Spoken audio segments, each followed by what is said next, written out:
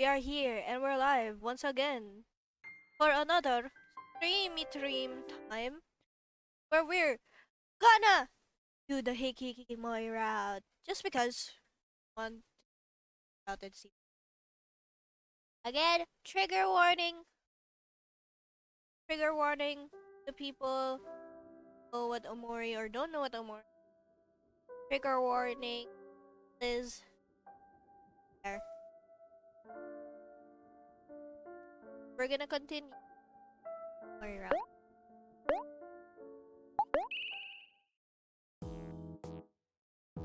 Forgot what I was doing.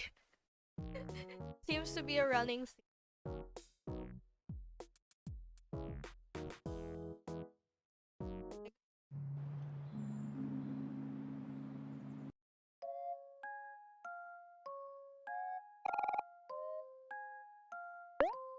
I go back to white.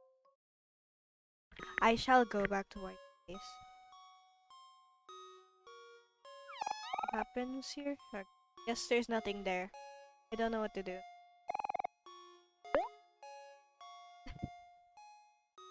Which part are we on again? I forget. Leo, help. Hello, shark! How are you?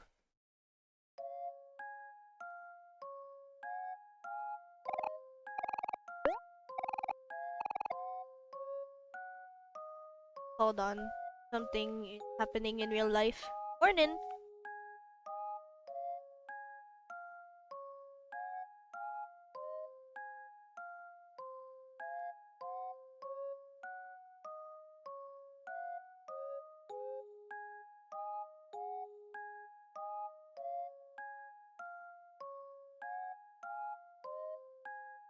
Wait, hold on. Intermission! I have to do something. Don't worry, this is gonna be very quick. Boo! I'll be right back. Hold on! Hold on! I'll be back!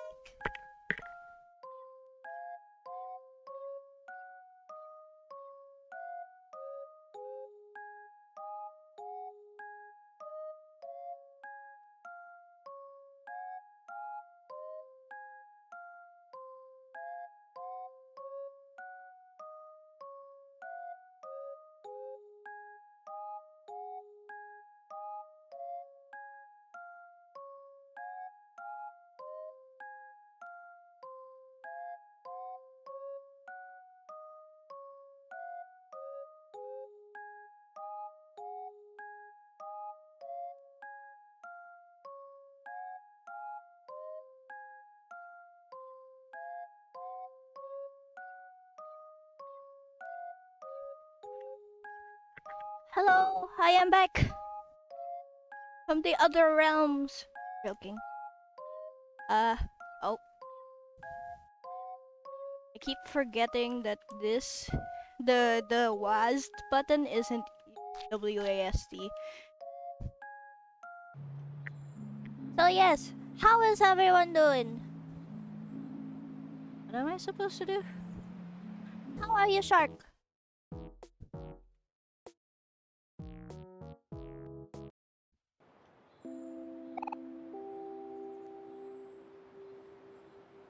Did we not go? Not great, I'm great. Oh, sorry. I hope, I hope, eh, I don't know what to say.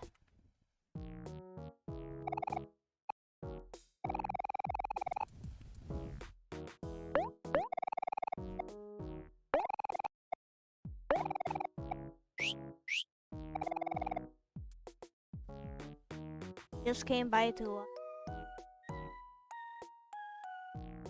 I mean, I really wish I could help at all. Yeah. I don't know if I just hope that I'm at least here to support or distract is a better word. Right? Ah. No! I can't run. Thank it.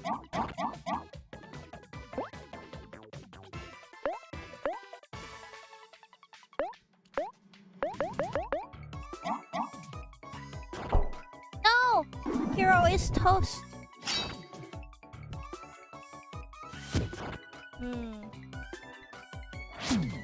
I was thinking about maybe changing the stream.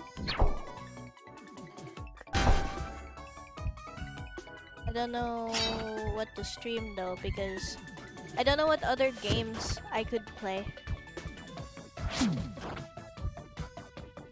Yeah, change what I'm gonna play. Because I don't know what to play in terms of horror games or anything. Roblox horror? Yeah. I can only play with friends, okay? I want friends with me. Unless you want to join. Even if it's October, you don't have to stick with horror or thriller. That is true. And I'm dead.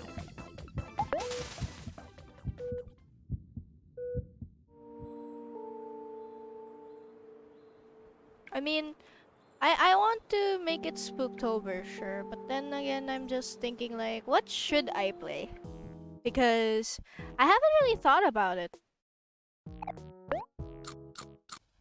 But if you will stick with horror, I mean, I want to change it up so that it's not always horror. Maybe psychological horror is fine. Do you have games like Outlast? Nope. I am not that rich. I am not that rich to get those games, so.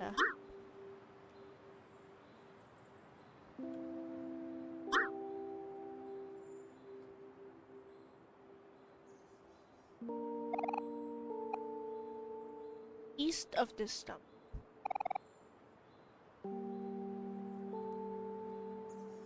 I mean north from the playground until you see a stump.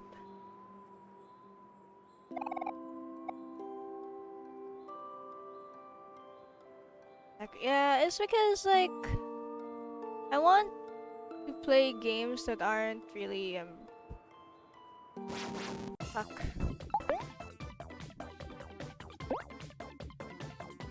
Because I don't know what to, what's the name, play in terms of horror games, because there are some horror games that is free, sure, but I don't know what to play if it's horror game and free.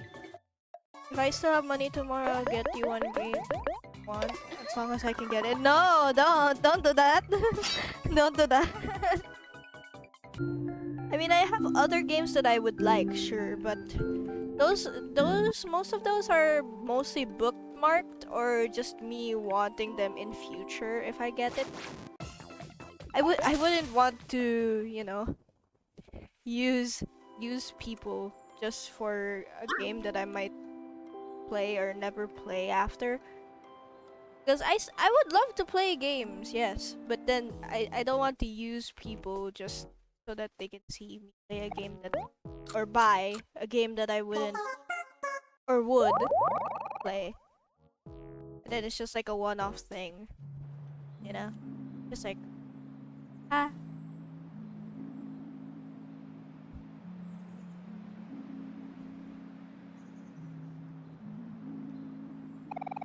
Remember what Mari said? Stronger than you?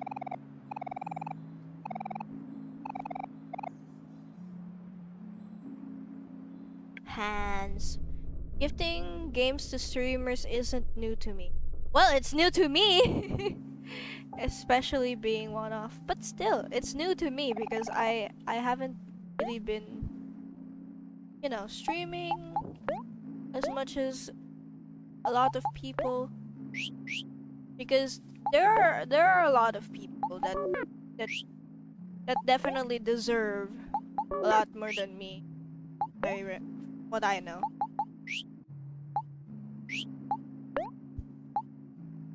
Next toy.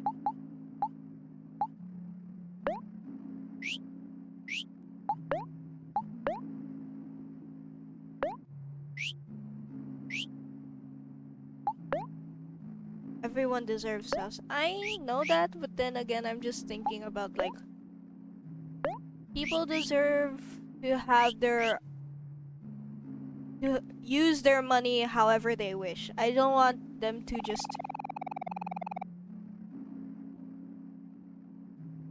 you know, I don't deserve to have a game as of right now because I don't know what I deserve for it. So, yeah.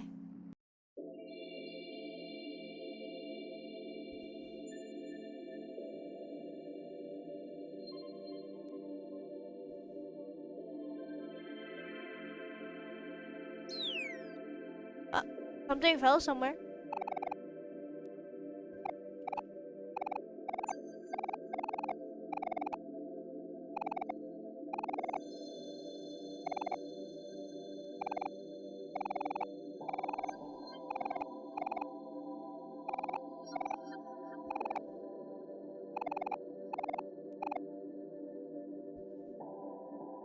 Should we try to get Hector?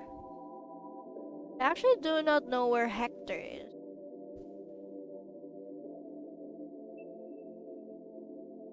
I want to get Hector.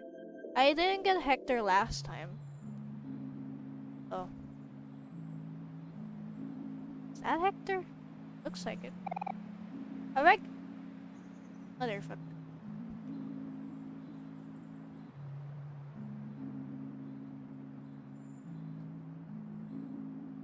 Maybe I'll just search up where to find Hector. Sorry, Cal. I'm very sorry. I actually want to play at other places. What would you suggest that I should play, Shark? Because thinking of playing Stardew today, Dio, and actually perfect the perfectionist route now, because I still haven't gone to that at all. Dio, are you there? Or are you doing something? Yes, I'm here. Uh,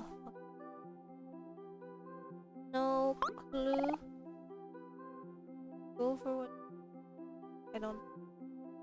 Ah, well. I don't know either.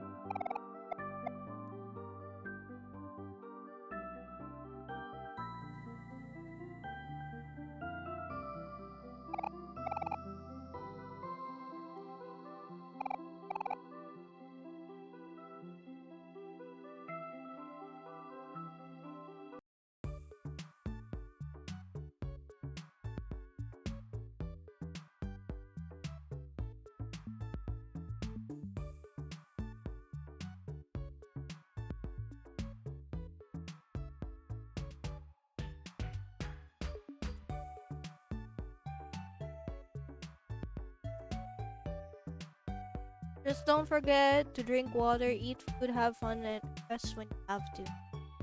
I actually would like to rest and just chill out with everyone. Like, I don't know. I was just thinking about it. What if I just did a just chatting stream today, or just, I don't know. I don't know. But it is Spooktober. Spooktober? December? October? December? October. September. October? September. Spooktober. Am I correct? Spooktober? Spooktober? Pretty sure it's right.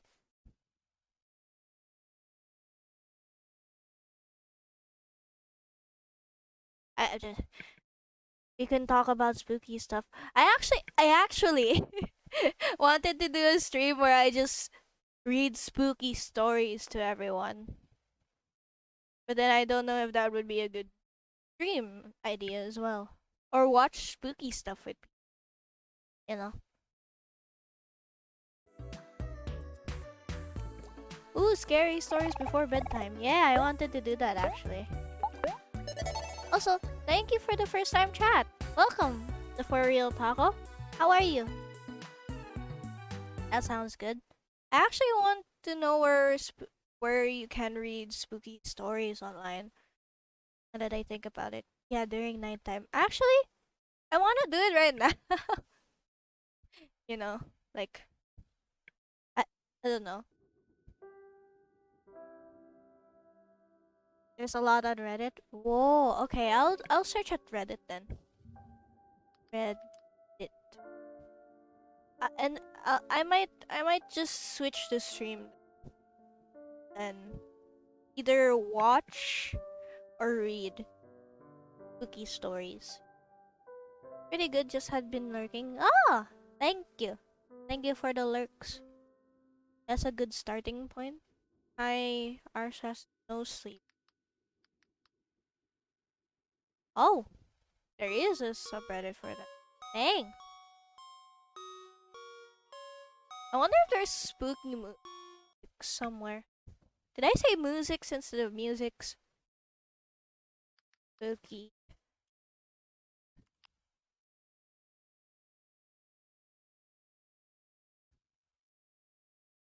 I'll just do this.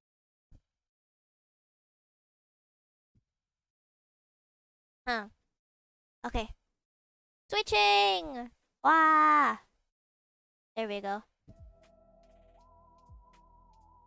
Yay, we're here now. Welcome. R/slash 2 sentence horrors are quick reads. Ooh! I'll go to r/slash no sleep first. Should we do new or hot one?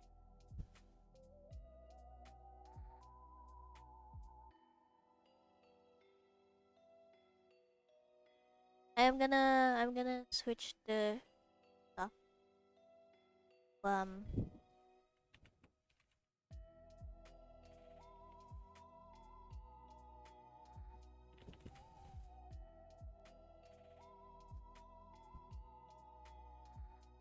uh hot or top? Okay, I'll do top then. I'll switch the stream to just chatting. There you go. Just chatting. Okay, I pressed the hot one, so much better, I guess. So yeah, here we go. Uh, the first one from r/slash no sleep. It's posted by Papa Mishka 89. So day one, we just had opened our textbooks to chapter 8 when the alarms blared overhead. A red strobing light spun by the door as metal slats slid down the wall to seal us in. The others started to stir and panic at their desks. Now, class. I'm sure everything is fine. It's probably just a drill. Mr. Jones held up his hands in an attempt to soothe the crowd. Just when he was about to open his mouth, Evie came over the intercom. Oh no. Uh, Level 3 contagion located in the south quadrant of campus. Lockdown protocol is now in effect. Isolation protocol is now in effect. Hello! Hello, Ursa! You need ominous beaty music for the mood? Yes. But I don't know. Ominous beat. Ominous?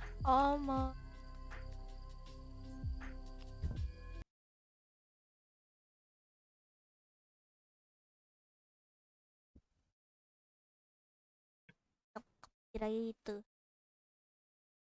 Is this one?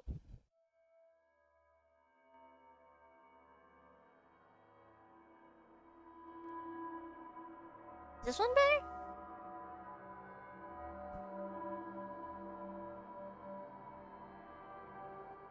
This one better?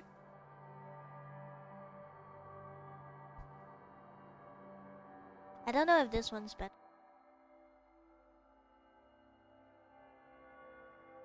Just lower the volume by 30.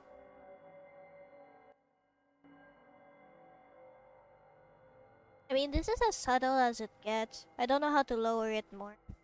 This is the lowest it can go.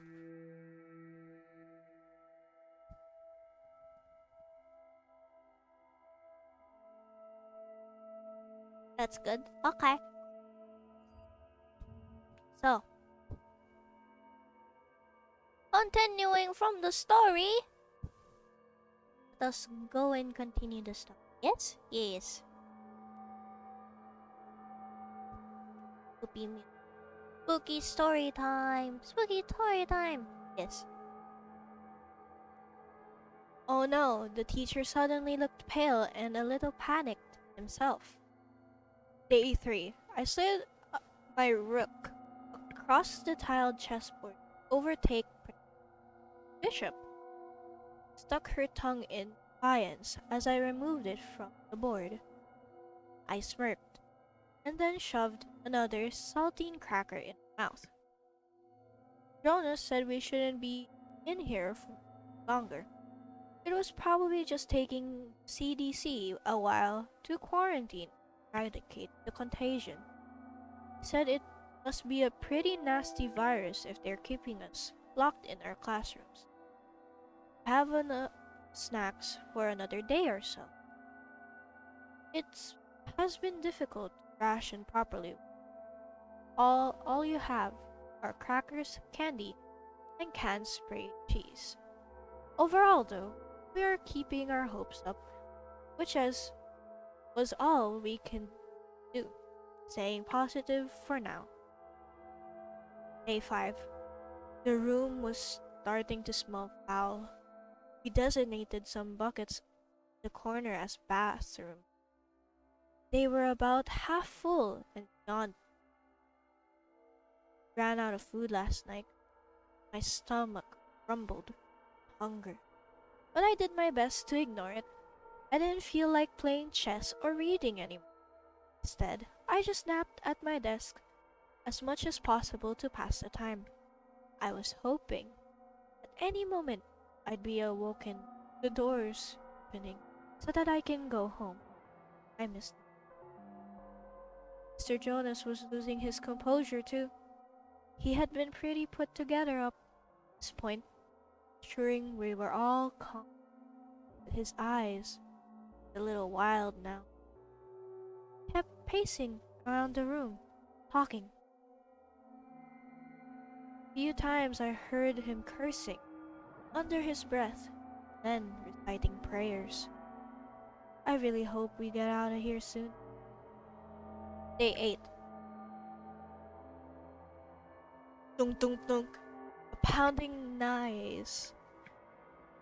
sound coming from the other side of the classroom pulled me from my dreams. Dunk dunk. I stayed to appear asleep.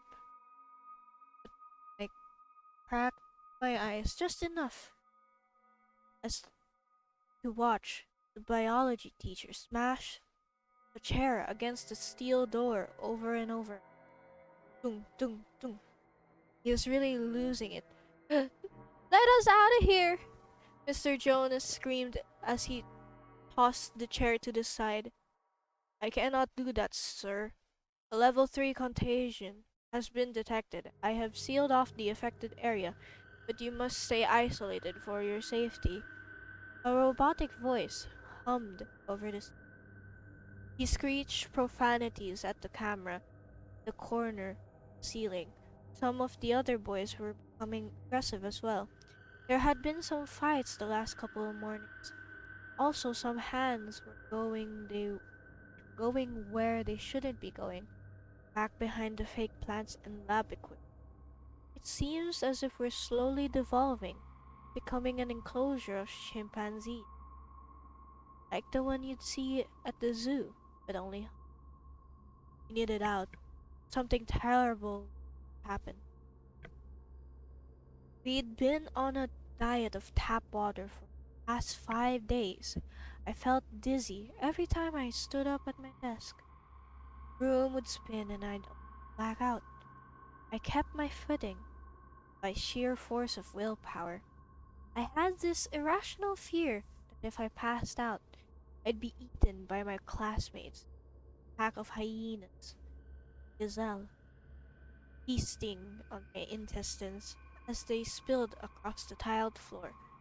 It sounded crazy if I said it out loud, but when I looked around the room, saw all the hungry faces, I didn't think the idea was too far-fetched at all. Mr. Jonas hasn't said a word in over 12 hours. He's just been sitting at his desk, carving something into the surface of it with an exacto. For the first time today, I thought that maybe we weren't going to make it out of this. Maybe we were all going to die in this. I hung my head and cried. Day 13. Mr. Jonas! Mr. Jonas, stop! Micah cried. Don't you see? We have to do this. We need food. It's survival 101. When the pack is suffering and food is scarce, they turn on their weakest member. Simple biology. Survival of the fittest. Mr. Jonas had his hands around Trevor's neck, squeezing so hard that the boy's eyes were about to pop from his skull. Trevor struggled beneath him, but he was frail and terribly small for his age. Micah grabbed a large beaker from the table and lifted it high over his head. Mr. Jonas, stop now! Don't make me do this! But the teacher was long gone. His eyes gleamed with delight as the drool dripped down his chin from salivating at the thought of a meal. I jumped to my feet as Micah brought the beaker down as hard as he could onto Mr. Jonas's head. It shattered pieces on it, knocking the teacher out cold. I helped Micah push him off of Trevor. Poor kid was wheezing and gasping for air. Tears streamed down his face. You're alright. It's okay. You're alright. Micah patted the kid on the back, trying to calm him as he wailed. Suddenly there was a scream, like war cry, and Mr. Jonas, airborne, he leaped across the desk, plowed onto Micah. They both went sprawling across the tile. Micah resisted him, but Mr. Jonas ended it on top, began dropping his elbows viciously on Micah's face, causing blood to spew from his nose and mouth. Static filled my mind. I didn't think. I only reacted. I reached down, picked up a hunk of glass from the broken beaker, and grabbed Mr. Jonas's shaggy hair, pulled it back, extend his neck. I pulled the glass through the meat throat as hard as I could. I'd never seen blood before. It poured waterfall across my chest. I stared, my blood-soaked hand. Feel nothing. No remorse. Here. Static. Suddenly, the metal slats retracted to the ceiling. Door swung. Lockdown protocol has been lifted. Please continue with your regular schedule. Lockdown protocol has been lifted. Her cheery robotic voice seemed so distant, so out of place now. The other students gathered around me, staring at the pool of blood. I think it was the hunger talking, but a part of me wanted to know what it tasted like.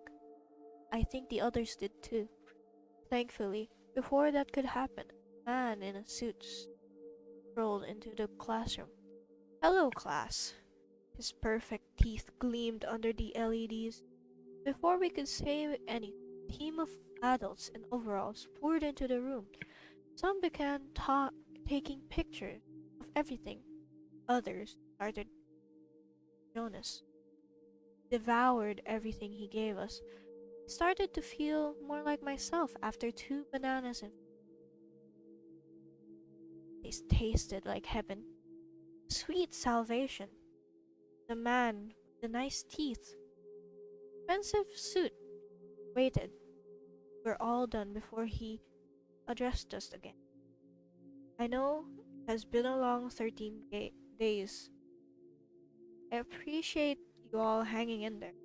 I've alerted each of your parents that you have been cleared to go home. Classroom erupted in cheers as we hugged each other, even covered in gore, danced around excitedly. You'll all be able to go home soon, but first I just need to do a little debrief with each one of you before you go. I'm going to set up in the counselor's office. Mr. Moses is here and will bring you down one by one to give your account happening here during the isolation. We all nodded our heads in anything to get out of here. Mr. Moses, the man, the gray hair and the snack, took us down one by one, and we spilled our guts to the man with the nice teeth. When I gave my story on what it was like, I still felt numb. Even when describing how I killed Mr. Jonas, I felt nothing. It wasn't until I got it home that evening that I'd broken down and wept. Once I was in my mother's arms, I cried and cried until I couldn't anymore. I ate more food than I ever had, shoveled pasta down my throat till I thought my stomach would burst. The good feeling, be full, be human again. Years later, I was at university. A whistle blow had leaked out that we'd endured at the school. The government cover-up for a top-secret experiment. There had been no virus, no contagion. It all began as an experiment to test the artificial intelligence they had at the school. But then it moved into a social experiment to see how long we could last before someone was murdered or severely harmed, to test the boundaries of civility and moral character under immense pressure, just in case there was a real issue with the code in the AI. This scenario became a reality elsewhere. When I killed Mr. Jonas, it had already ended the experiment. The news was sick to my stomach. I was angry and disgusted for weeks. I was okay now, though. See, Mr. Trevor may have been small, the weakest member, the pride, perhaps. He was also a genius. His hacking expertise, we were able to locate Mr. Nice Teeth, and it has been 6 days so far, and every time they hit the door with a chair, I can't help but smile. It's a little experiment of thing. It'll end. Someone is murdered, severely injured.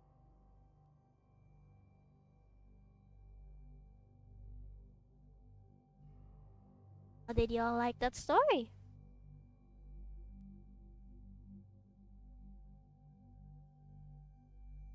Yes, we're going to the Lord of the Flies. Yeah, we're going to the Lord of the Flies. It was a good one. Yeah. I like the revenge part. I'm glad that they actually got the nice twist ending. Yeah, yeah, yeah. I actually got I like that twist, to be honest. Okay.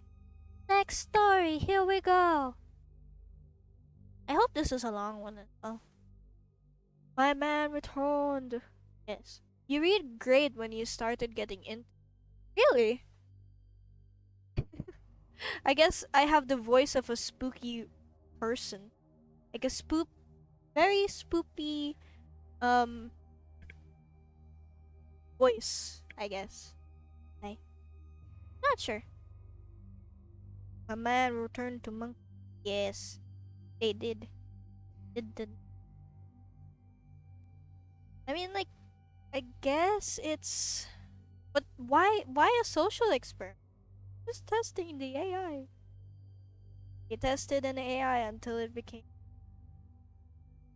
experiment.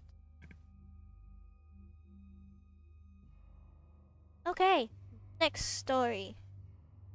This was posted again at r/no sleep by Trash Tia. It's 10 hours ago. Oh, okay. Before I start, I want to know if you're worth saving. I wonder if this was you, this was your decision. Would you give in and surrender yourself and be comforted the fact that you have saved billions of lives, or run? It's just a prank, bro. No. I want to tell you this one post, but unfortunately, it's too much to say. I will write up the next. Have you ever been punished for something which isn't your fault?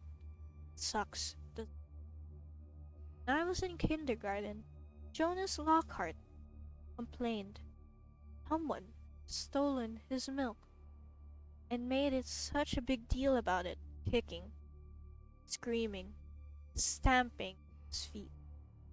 I think it's stomping. Okay. Okay. Our teacher had strictly told us that none of us would be getting milk the rest of the week until the thief came forward. They didn't, obviously. We all knew you didn't hide milk, yet warm and it had quickly swigged the contents, cleverly hidden evidence right under everyone's nose. So our teacher kept her word,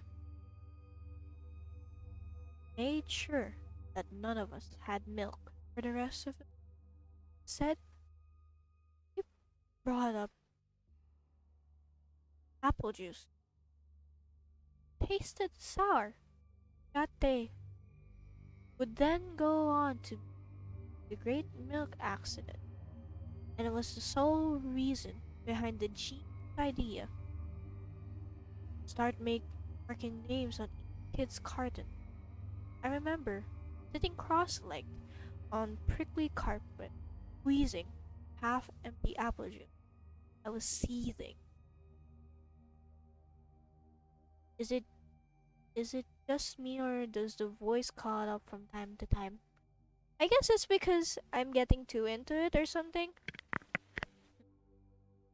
I can remove the filters so that you guys can hear hear it more, I guess. I don't know. What do you guys think? Forget to take a sip of water after every yeah. I should do that, shouldn't I?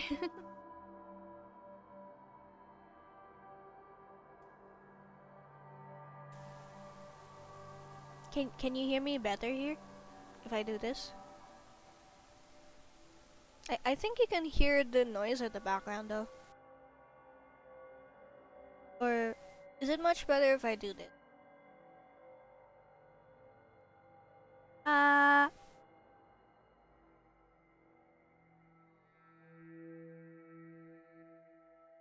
yeah, I do hear the white noise. Yeah. I mean, I guess it's okay for the atmosphere. Yeah. It also adds to the atmosphere. Okay. Wasn't fair. I wanted to cry out. Wasn't fair that we all had to be punished for someone else's stupid mistake. I had no idea how good I had it. Had the luxury, naive child, being able to wear rose-tinted glasses. I had no idea they were even shading my eyes. Protect me from secret town. Didn't even hide. Now I was 6. I realized life wasn't as good as I thought, and these weren't the only bad thing. Noah Sharp, golden, destined, Ivy son, and he often came around to hang out, watch SpongeBob SquarePants after school. I remember Noah had a great laugh and told jokes that made me spew milk out of my nose. Noah Sharp was my mother's murderer. The worst part? He didn't even know he was doing it. He didn't even have control over his actions. That is, I was told at least. It was told after Noah did never intend. Cuts off more now? For some reason? The solution I do not know. I don't know anymore. Maybe I'll just speak like this now. Hola. Hola. There is gonna be white noise, so I'll White noise? at the stream because I'm trying to read the story, and I guess it gets cut off at times. I'm guessing it gets cut off. No white noise.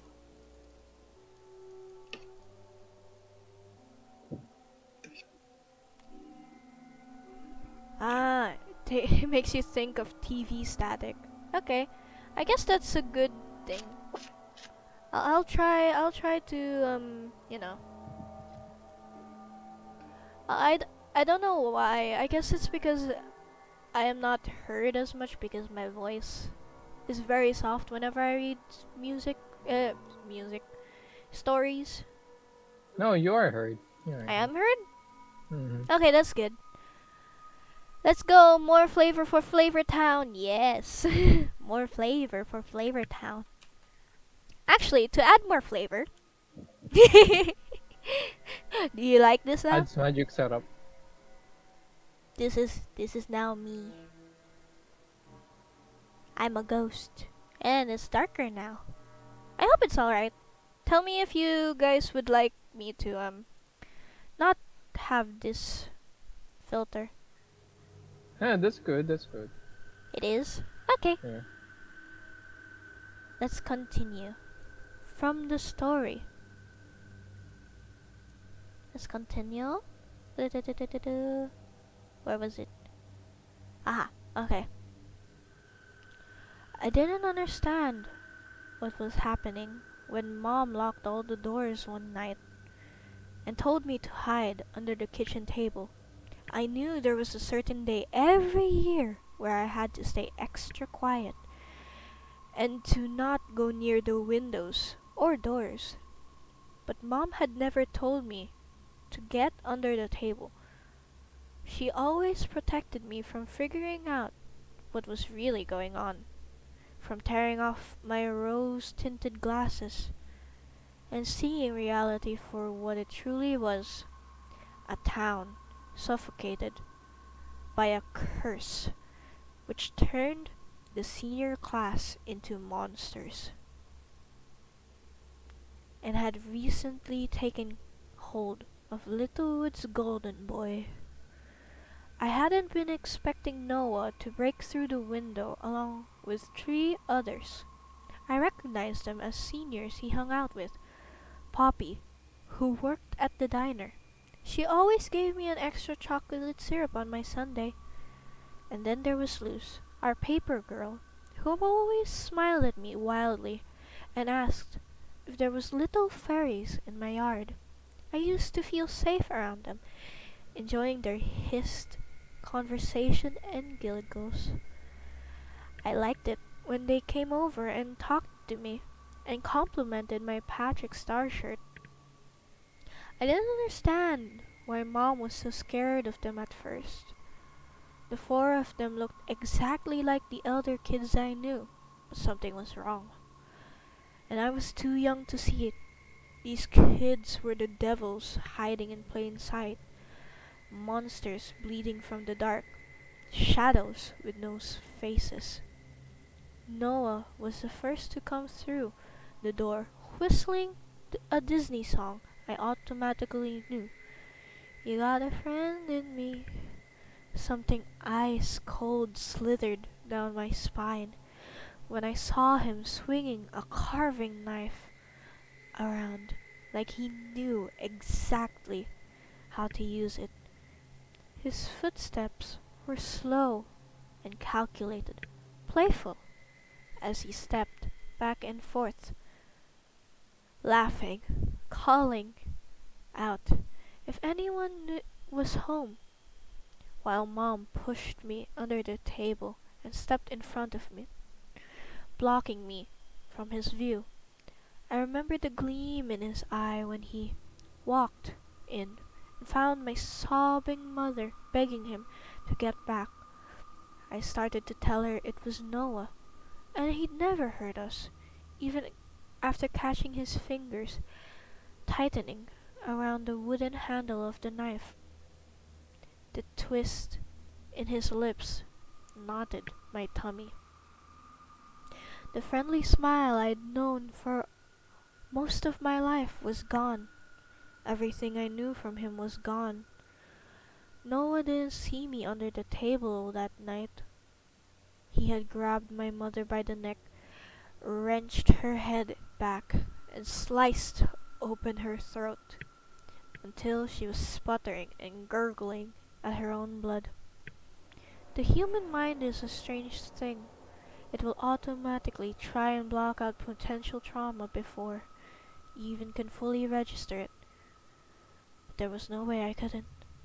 There was no way I could not see my mom being brutally slaughtered. Noah didn't stop with her throat. He stabbed into her stomach until the teeth of the blade was slick red.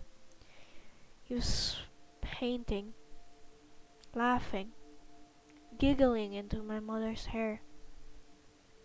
I remember watching the pooling of red stain her prized carpet and wondering if she was ever going to get mad. And then I realized my mom wasn't moving. The four of them left after thrashing my living room. The other three bound out of the front door, while Noah grabbed our TV and flung it at the window, shattering the glass. It was when the strangled cry escaped my lips and his head whipped around, dark eyes shining in the dim. He didn't even look at me. Noah looked straight through me, his mouth breaking out into a monstrous grin. He was covered in her, covered in my mother, startling, red splattering his face and coating his hair. But he didn't seem to care, instead reveling in it, in his own undoing. It was instantly an insanity I didn't know or understand or knew existed, but I knew it was him. It was all of him.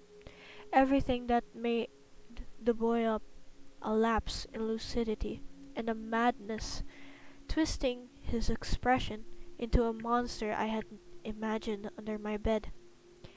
He scanned the kitchen for a moment, half-lidded eyes flicking back and forth, before bidding me a salute and diving out into the night. I stayed under the table until sunrise, just like my mom told me. Every other day, she'd treat it like a game, and I had been too blinded by excitement to realize it was a distraction. Okay, B, Mom whispered into my hair to panicked breaths. We are going to play a fun, new game. What kind of game? I asked, flinching when I felt her body seize up, her quivering hand rest over my mouth. there was a loud bang from outside, followed by laughter.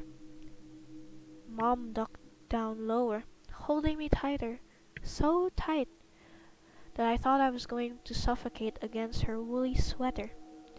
"We're going to see how long we can stay under here," she breathed. "And you have to stay extra, extra quiet, okay?" With my mom's phantom words ringing in my head, I buried my face in my knees and stayed still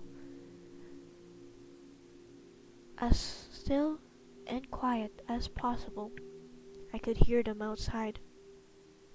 Without Mom to clamp her hands over my ears and block them out, they were in vivid clarity I couldn't ignore or deny. The war cries and whooping and cheering and laughing from boys and girls alike, followed by screaming, and the sound of a baseball bat shattering a windscreen and thundering footsteps as they ran past my house like animals. The noise bled into the night, and then early hours. There was a girl's voice at the door. She asked if there was anyone inside, and I opened my mouth to tell my mummy was hurt. That I was scared, but she started laughing, and I could hear the crack of her head slamming into the hardwood. She didn't stop. I wanted her to stop, but she continued, moving around the house, banging on the windows. The girl never came inside, making it to her goal to make sure I stayed stiff, paralyzed to the spot. The next day, the police found me. I couldn't move. My mother's blood was congealing on the carpet, and the police officer, wearing a forced smile, took me away from my mom's body and my thrashed house, and I found myself living with my aunt. I wanted to know why Noah and his friends had taken my mother away from me, but I was just kept in the dark and giving lame excuses, because apparently the truth was too much for a little kid to handle, so I continued to live in the dark. Did I notice the days after weeks, days after my mom's death? I didn't see any elder kids.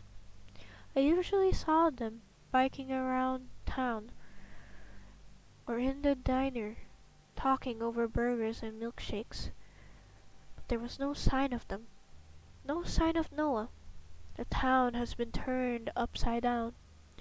Store windows still smoldering from being set alight. Crumbling houses with their windows smashed through. There was a flower memorial in the town square, and then a candlelit vigil. I was urged to attend. It wasn't my mom they just had taken. They killed others too. Other families. Other moms and dads. Kids. I couldn't understand why. I got my answer a few years later, when our mayor first told my third grade class about the Little Woods curse. He used the example I gave you, the stupid milk story. I don't know if a teacher had told him, or maybe it was just a coincidence. I personally think it was to soften the blow. If you straight up tell a group of little kids that their fate is becoming twisted psychopaths in 11 years, they're going to freak out, and rightfully so. However, if you add something they recognize, like putting on the voice of a well-known cartoon character, or in this case, using the story of the Great Milk Incident as a metaphor, we would be more likely to understand. And that we did, sort of. I got the idea anyway. He didn't explain it very well, often tripping over his words using manic hand gestures. But I managed to understand. After all, I desperately wanted explanation behind my mother getting her throat slit by a boy I trusted with my life, only for him and most of the older kids to vanish without a trace, without repercussions for their actions. According to the mayor, October 1st, 1799, 20 18-year-olds died in a tragic fire and their souls had refused to pass on, refused to forgive a town which let them die. So these kids decided to take it out on us. See, kids, sometimes you will get punished for things that are not your fault, our mayor had told us, and that's okay. It was at least it was a last fuck you to the future gens who had absolutely nothing to do with their death. It was the townspeople who screwed them over. So why are we in the firing line? It didn't make sense to me. A town that I lived in didn't call it a curse.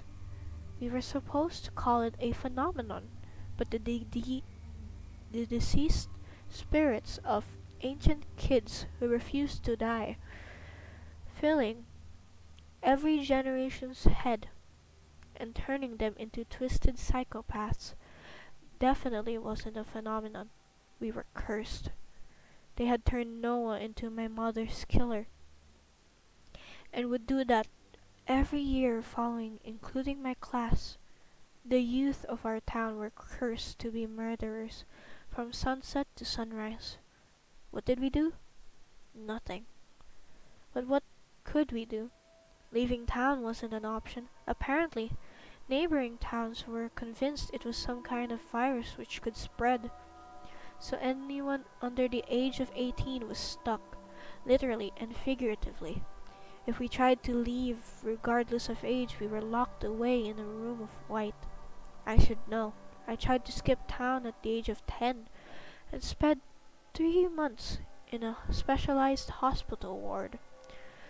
Which leads me to last year, October 2021. It was my 17th purge, and the first time I'd actually been caught up in it. I wouldn't count the time when I was 6. I was merely an observer, as I watched my mother be butchered in front of me. Noah and his class were identified as her killers, but as far as I knew, they had gotten a pass because it was technically not their fault.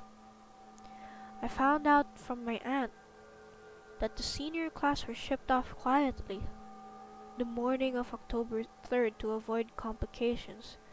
I never saw them again. Did I say again? Again. Sorry.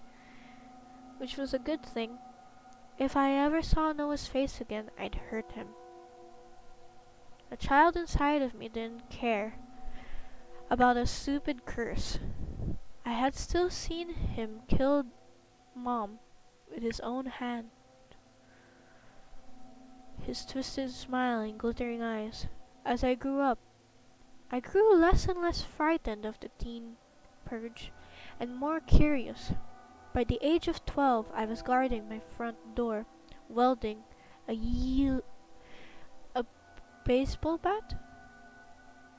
Welding? Wielding a baseball bat. I only had a vague notion of self-defense, but if the door so much as rattled, I knew my cowardice would send me hurtling?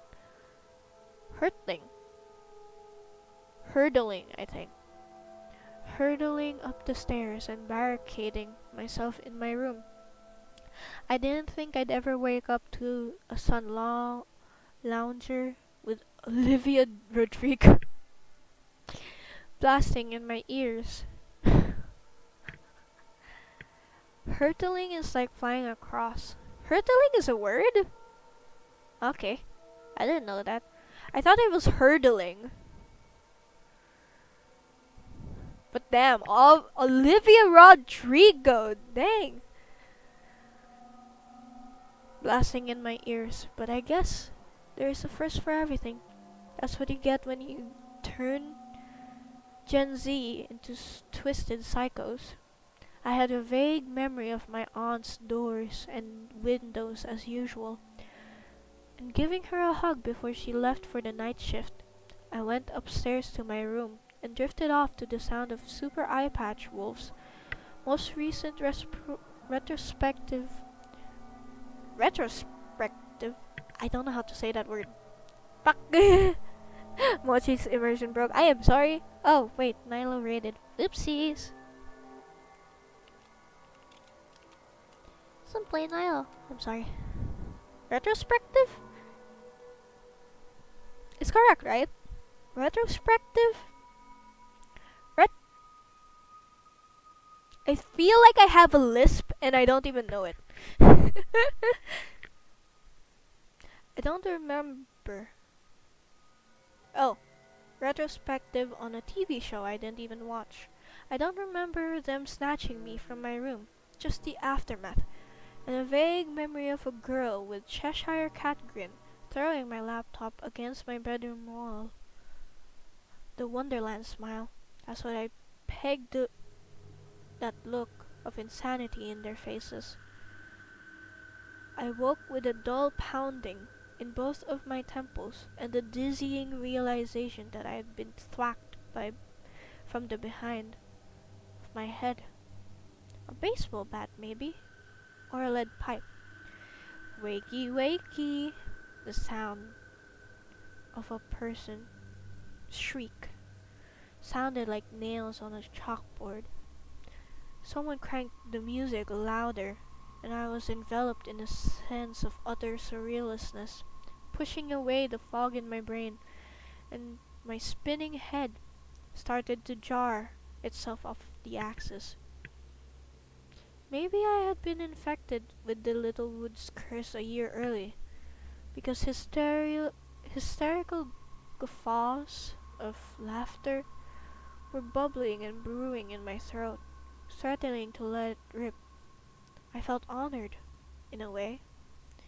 I had actually been invited to a senior party. I'd been trying to sneak in one for 3 years, and they had let me in for free. The bastards even escorted me themselves. If I was going to let myself die before I was inevitably turned into a monster, which would rip away an innocent life in my future, so be it, right? Taking a moment to swallow my laughter, which I shouldn't have been laughing in that situation. I assessed my surroundings. I was kneeling on something plastic, my bare knees stinging from stagnating in the same position. I definitely wasn't alone. I counted at least 3 pairs of hands bound to mine in what it felt like a jump rope, and something was stuck to my face. Silly string? I knew the stink from my childhood where I thought it was a good idea to spray silly string over my aunt's living room. There were also certain things I was trying to ignore, but I had been hit hard enough to send my brain spiraling. And the more I thought about the possibility of brain damage, I was freaking myself out and imagining things. I was fine. The blood running down my chin and tainting my lips were normal, especially in a town like Littlewood, where it was a norm to find cannibalized townies strung up around town like they were prizes. Hey! Someone was in front of me. I could feel their breath tickling my face. It stunk of rot. I said, "Wakey, wakey." What was that, Taran? The sound of tape being ripped from flesh made me cringe. Taran was a freshman boy who lived down the road from me. I said, "Fuck you." He was met with hyena-like shrieks of laughter, and I bowed my head, panting into uncomfortable stickiness against my lips. Fuck. Was I really going to die? When I finally managed to pry my eyes open, my vision was a confusing blur of nothing before I shook my head, hopefully dislodging my brain from the puddle of maple syrup it had rolled into. What's with maple syrup? Dang. Oh, hello, Jesus. I'm very sorry if it's very late that I said hello. Hello. Welcome to the stream. We're reading spooky stories. It's sweet, I guess. As my vision returned slowly, I found myself staring into a pool of glittering water. It was an overwhelmingly beautiful sight. Or maybe that was just the concussion talking. Ignoring the boy crouched in front of me, I focused on the gentle ripples of water glittering under the hypnotizing lights, a stray beer can floating on the surface. I was kneeling on a bright orange sun lounger, with 3 other bodies uncomfortably pressed onto mine, and at least 3 layers of duct tape over my mouth. The boy crouching in front of me was Tommy Nolan, a quiet senior on paper who looked like he was dying inside, if you looked at him directly in the eye. Under the control of Littlewood's curse, however, Tommy Nolan adapted that same psychotic grin and glittering look in his eyes, like it would thrill him just to cut me open and see what was inside. It had already started. I noticed his latent victims once opening my eyes and judging from the muffles and shrieks and violent squirming from the others tied to me. So they had they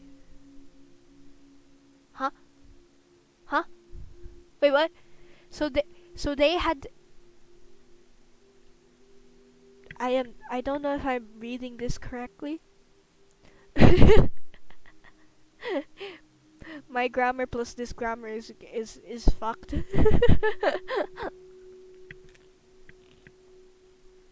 Oh no.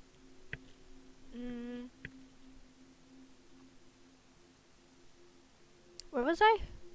I was trying to concentrate on my own life, teetering on the edge of the mortal coil.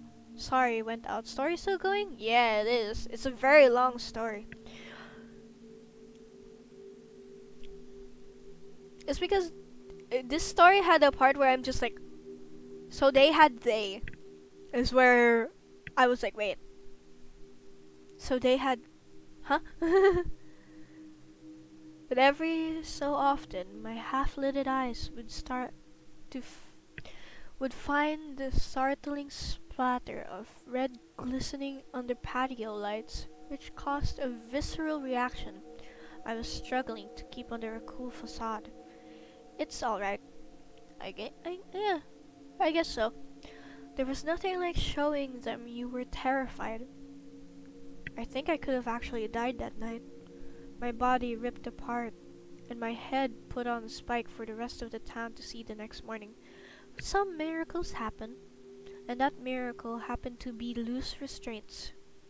I remember being paralyzed to the spot, staring wide-eyed at the trail of guts splattered across this patio, handprints and smiley faces written in pooling crimson. They didn't just kill the owners of the house, they played with their bodies, marking their presence with spilling entrails. I was aware of a girl jumping up from the sun lounger and grabbing my hand, urging me to run with her, and I did. I ran.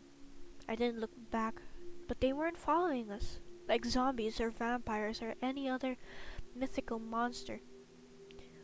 Tommy and his gang had caught movement ahead of them and gone in for the kill. I was running. I made a silent pact with myself that I had to die before I turned 18. I would. I don't know. I'd thrown myself in front of a car or slit my wrists open. I wouldn't become one of them. But there was a huge difference between thinking about doing something and actually doing it. I tried.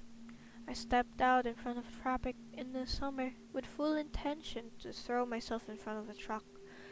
Except my legs won't move. When I tried to move them, my body stiffened up and my brain freaked out. I tried slicing my wrists, but I just ended up in the emergency room. I couldn't do it. Something inside of me still wanted to live.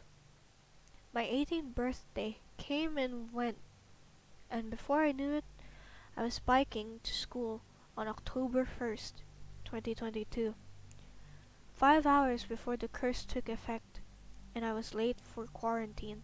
The town had no way to stop us causing havoc after trying every method in the recent years, but nothing worked.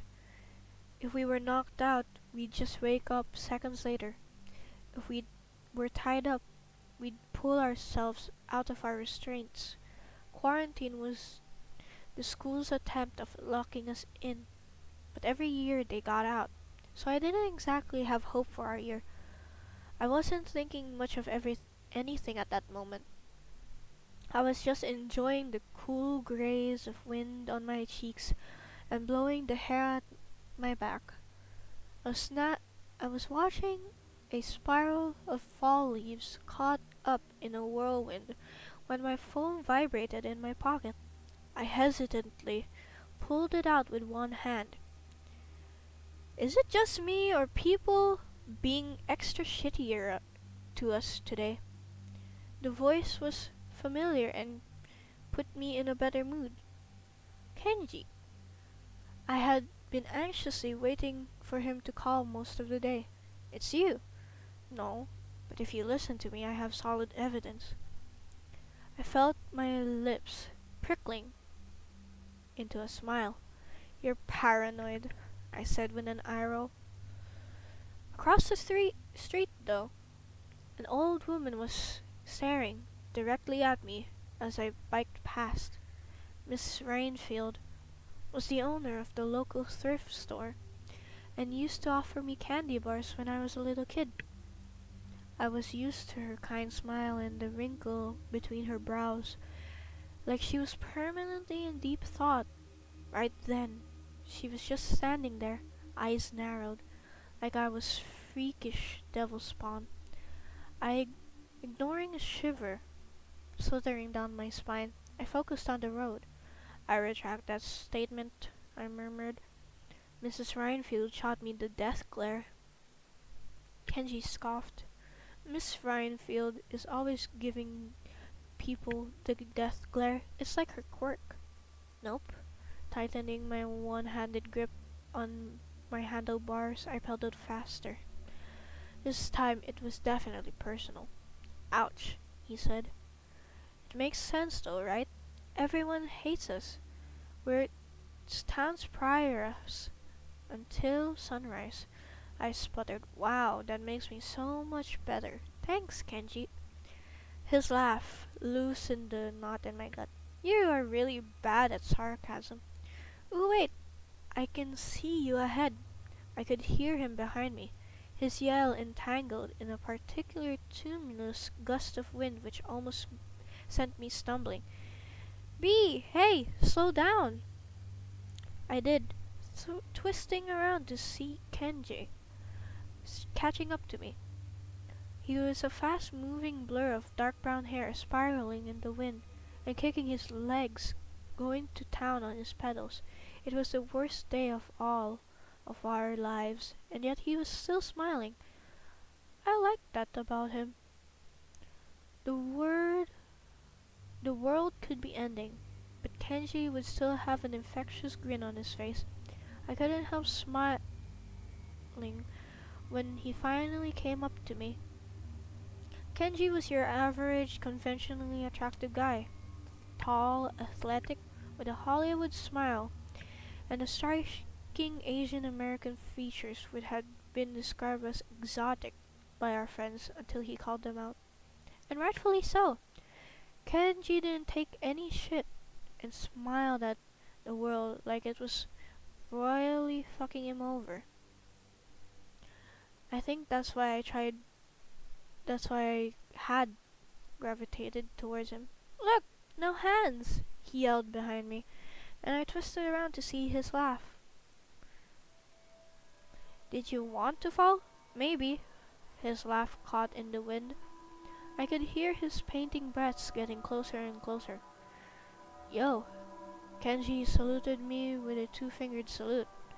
When I got a proper look at his expression, his smile wasn't as bright as usual. It wasn't surprising, considering it was our judgment day, but somehow I still expected him to push his way through the negativity. I guess I was wrong. When I caught his eye, he wasn't quite looking at me, more like through me, his thought elsewhere, probably with his mom. There was a haunted vacancy in his eyes I couldn't bring myself to fully take in, like he was already being twisted hours before. Still though, when I forced a smile his way, he seemed to snap out of it and shook his head, sucking in a lung full of air. Don't you just love the smell of pollution and cat shit at this time of in the evening? Oh yeah, I shot him a grin. Nothing like the stink of an animal's decaying digestive system to make me feel alive. He laughed before piping with, "What would you do if what would you do if an asteroid was destined to hit us?" Weird question. I don't know. I'd guess I'd spend as much time as possible with my loved ones. And what if you could stop it? The asteroid? How? I scoffed. He tipped his head and groaned. Dude, just answer. Well, yeah, I said. Of course I'd stop it if it's going to kill billions of people and end life as we know it. Kenji's smile darkened slightly. Even if the asteroid killed you in the process? Something about his words drew breath from my lungs. Why are you asking me this? He looked at me like he might reply, before seemingly deciding against it. Whatever he wanted to say faded when the curl in his lip pricked into a smile. I'm just envisioning going to my dad before Christmas. If I can get through tonight, I'm good. I couldn't help notice every store in town was either closed or shut down early. There was a little girl standing outside the hardware store clutching an iPad. When she caught my eye, she ducked her head. I knew exactly how she felt. When I was a kid and knew of Littlewood's curse, I hated the elder kids. I wanted them gone. For killing my mom, for ruining my life. That's a good way to think, I said, swallowing hard.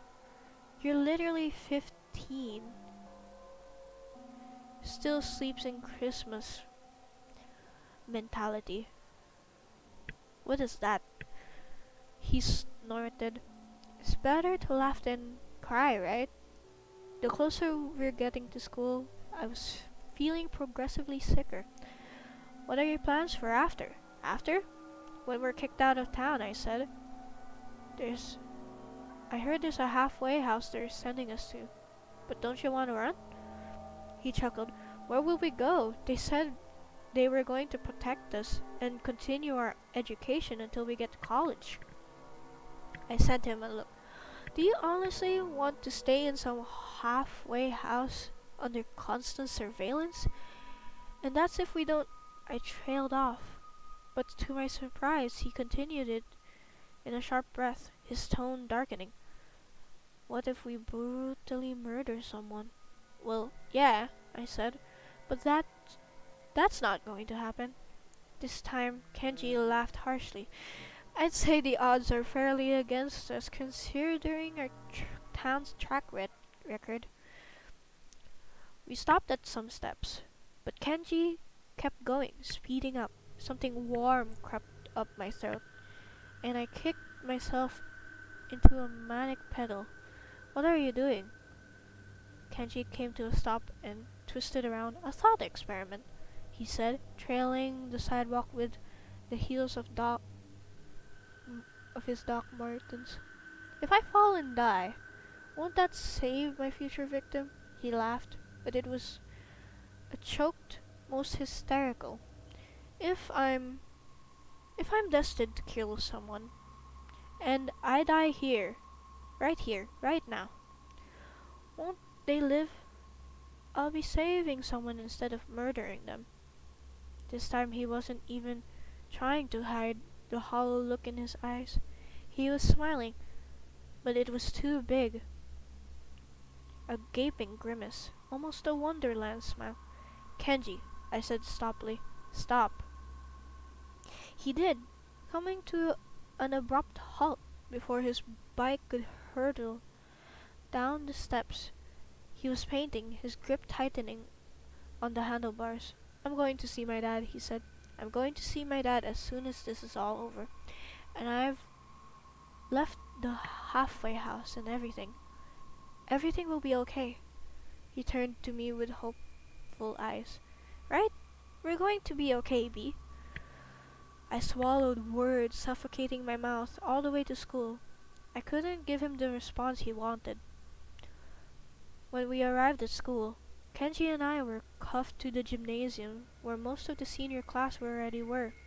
If it weren't for the glitter of silver I caught on everyone's wrist, I would have thought I was walking into a pep rally. It wasn't as dystopian as I'd imagined. Spirits were unusually high. At least they were on one side. The varsity team were hyping each other up for reasons nobody knew. Lily Marriott was trying to lift morale by preaching to a group of wide-eyed kids about God and that he was going to protect us. Bullshit. I didn't say that though. As Kenji led me to the middle of the room where most of our class were either lying on their jackets or staring at the wall, looking like they wanted the ground to swallow them up. Kenji dropped down onto the floor with a smile way too wide for someone who had a 99.9% of committing a felony against his will. Leaning back on his elbows, he pulled out his earphones. I followed hesitantly, sitting next to him. I heard if you listen to loud music, the curse doesn't get you, Kenji murmured, untangling his earphones. That's bullshit. Jonas Lockhart slumped down with us, and I caught the exact moment Kenji was deciding to shuffle closer to me. Kenji was out of the closet and had been crushing on Jonas since freshman year. He revealed said crush while drunk at junior prom, only for Jonas to ignore him and then make out with Wendy Carmichael 10 minutes later. Drama. Since then, Kenji had made it a mission to keep his distance, and Jonas wasn't getting the hint. I had a feeling Jonas was struggling with his own sexuality, and Kenji was kind of impatient. Also, they were both too stubborn to admit feelings, and were being equally immature. Still though, at least Jonas was trying. He plucked an earphone from the boy and corked into his ear. Fleetwood Mac. Jonas nodded with a smile. Nice. With his hand still cuffed in front of him, Kenji awkwardly yanked the earphone from a guy with a scowl. I'm sorry, do you hear something, B? He pretended to squint. I can't see anyone though, but I can hear a slight breeze. Breeze? You're a comedian, Kenji. Jonas rolled his eyes. I just wanted to know if you want to have a smoke. I know a guy who can uncuff us before Mrs. Hill catches us. He leaned back with a sigh. You know, before we were all turned into actual crazies. I'm okay, Kenji murmured. Jonas cocked the brow. Really? Because there's some things we should probably talk about. Maybe, if you want to. I said I'm okay. Kenji, I nudged him when Jonas jumped and walked away. His shoulders slumped. Do you realize he's trying to talk to you, right? He avoided my side eye, a smile crawling onto his lips. I know, but it's more fun to ignore him. You two look like shit. Kenji looked up and I followed his gaze. Our third musketeer was looming over us. Mira. She was hiding behind the thick red curls usually tied in a ponytail. You can talk. Kenji's expressions dampened. I noticed her smeared eyeliner. Have you been crying? Mira plonked down next to me, burying her head in her knees. My mom didn't even text me to say goodbye. She mumbled into her tights. I can understand how it must feel for her, but it's like she already thinks I'm going to hurt someone tonight. Your mom is kinda terrible. Kenji patted her on the shoulder. No offense. No, she is, Mira sniffled. She gave birth to me in this stupid town. How is it my fault I was born here? I grabbed her hand and squeezed it. Did she not text you at all? Nope. Mira choked out a laugh. She left for work even before I woke up. I hated that part of me that understood why Mira's mom chose to distance herself, but it still fucking hurt. The three of us talked for a while. About everything and nothing at all. TV shows and what our thoughts were on the latest TikTok trend. Wow. Okay. Anything to take our minds off of the time, which was ticking by. I watched the sky darken outside and the expressions on the guards at the door started to tighten. They were starting to panic. I could see it in their faces. It was around 5 to 8 when I started to get restless and my stomach was doing the flip-flops. Every year, the same feeling hit me like a wave of ice water. And I always thought Noah gutting my mother. It was a memory I couldn't get away from. In the past years, I distracted myself. But I was in the eye of the storm, which was getting closer. It was 8 and 8:30 when the curse took effect. According to the mayor, he never gave us a specific time. Thanks to that, I really needed the bathroom. I was starting to feel sick to my stomach, my mouth watering and with the looming sensation of a barf creeping its way up to my throat. Excusing myself from the conversation I was only half listening to, I jumped up to my feet, struggling with my cuffed hands, pushing away the seniors. I headed to the exit doors where a crowd of guards had all congregated. When once of them situated in front of me with a no-nonsense scowl, I couldn't resist glancing at the weapon attached to his belt. Bathroom, I said. He shooed me away like I was a raccoon. I think I'm going to be sick. The guard's lips twisted.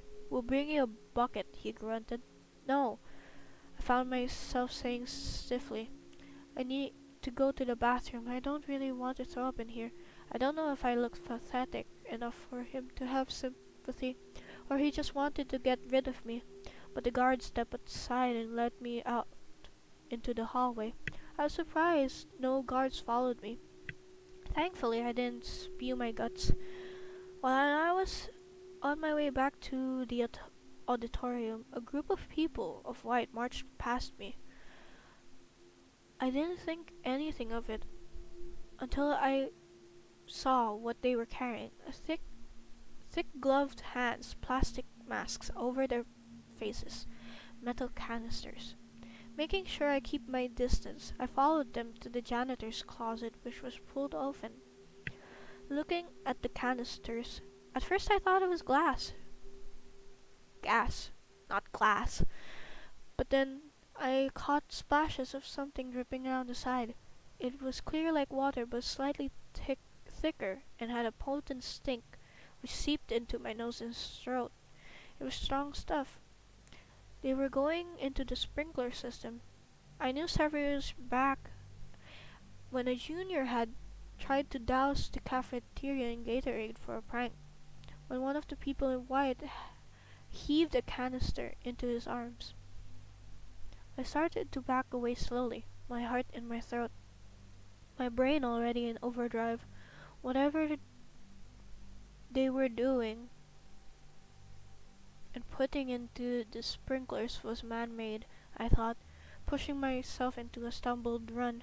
So what if that substance was what was turning the kid's cycle every year? Did that mean there was no curse? I made it back into the hallway and I couldn't breathe. The auditorium was right in front of me. No guards. When I slammed my fist into the door, it was locked.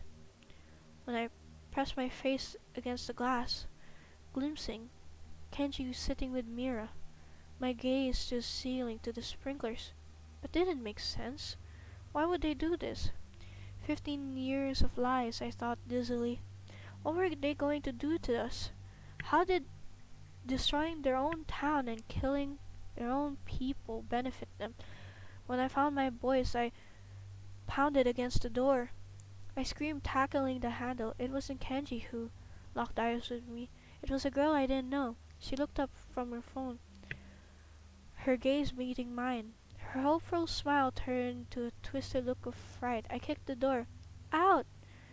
I yelled, pointing the ceiling. I twisted around, searching for Gar's sprinklers. What? She started to get up, started to call out to me, but rough arms were snaking around my waist, a clammy hand slamming a wet rag over my mouth. I opened my mouth to scream, but I was already breathing it in. The toxic stink I'd seen dripping down the side of the canister. The arms holding me tightened their grip, and my senses were drowned out by the smell seeping inside of me, poisoning my lungs. But it wasn't just inside my lungs, it was in my blood, heavy in my bones and bleeding into my brain. I was aware of being yanked to my feet, but I couldn't stand. Auditorium doors were behind me, and I feel like I was dragged back down the corridor. My body felt fake, like it wasn't even mine. I could feel it like a parasite, a virus, leeching itself onto my skull. My brain was on fire. Everything was on fire. Through half-lidded eyes I was aware of something dripping onto my face. It came slowly, splashing onto my cheeks before waves of red hitting me, a scarlet waterfall glittering of gore. It was staining me, tainting me, bleeding into me before it began to rain down. It was a warm and wet, drenching me, turning me into its canvas. At first I tried to get away, but my feet were glued to the floor. But as the parasite inside my skull gained the upper hand, I stopped trying to tear out my hair and rake my fingernails down my face. Blinking rapidly, I saw fire. I saw blurs of orange and yellow, enveloping, squirming, flesh catching light, and I heard screams, guttural cries crying out for death. I could feel them, all of them, all their pain, their agony. 17 years of memories hitting me one by one, a reminder of every other year. The first thing I noticed through blurry vision was that I was couched in front of a squirming figure above me. The sky was a colorful deluge of yellows and oranges and pinks. Sunrise. I slowly flicked my gaze upon the pretty sunrise to the figure, who slowly bled a shadow, and then a woman, whose eyes I plucked cleanly out. They were in my hands, squished between my fists, and my eyes were split. Oh, and my lips were split wide open, like I'd carved Wonderland smile onto my own face. I could feel the rush of adrenaline I'd felt while hacking a man's head off and taking my time scooping out each of the woman's eyes with a spoon doused in salt. I wasn't thinking about the woman begging me to kill her and the headless torso of her husband at my feet. I wasn't thinking about the hands of mine, slick in scarlet, and the taste of rotting flesh in my mouth. I was seeing flashes in my memories, which weren't mine. A school bus, blurred faces around me, someone else's thoughts inside my head. I shook them away. All I could think about was Little Wood's curse. As I turned around slowly and pushed myself into a run, my gaze finding the sun slowly rising over the horizon. I was halfway across town, which had been ripped apart over the last few hours. Headless bodies littered the streets. Cars been destroyed. Buildings set on fire. 2022's class had already given the other year's run for their money. I found my iPhone in my pocket. A text lighting up the notifications. A text sent minutes ago. Kenji, we need to talk. Now. I'm at the scrapyard. Come alone, bad people around. Kenji, I thought, swiping my bloody hands on my shirt wouldn't come off. My thoughts spiraling. I needed to find him, but how? How had he texted me if the sun was only just rising? I was caked in blood, which wasn't mine, and it couldn't come off. I was fucking painted in it. When I caught sight of Emily Carter in her knees, into the hollowed carcass of her mother, I started to wonder. For the first time in 18 years, my mind was clear. This curse, who really started it? Damn. Damn. Damn, that.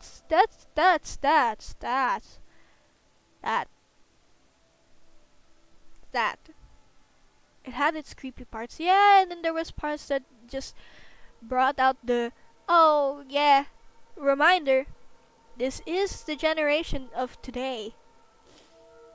So yeah. But still though, huh. But it was pretty long. Mochi, yes. Yeah, it is a very long story. Wow, it took like 2 hours and stuff. Dang. Drink some water and stretch out. Okay, I'll... stretch. My neck. 10-minute break. Just 45 minutes. Really? Just 45 minutes? Damn. That's still a lot for a story. Right, Leo? That's still a lot for a story. If you think about it. If you think about it, that's a pretty long story.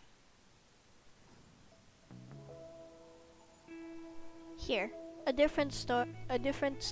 No, a different audio. All because of the Great Milk Incident. Yep. I wonder if it's actually just because of milk. I feel like it's not because of milk. I think it's something more. So, go walk around for the 10-minute break. Should I take a 10-minute break? Because of avocado toast. Maybe. Take one?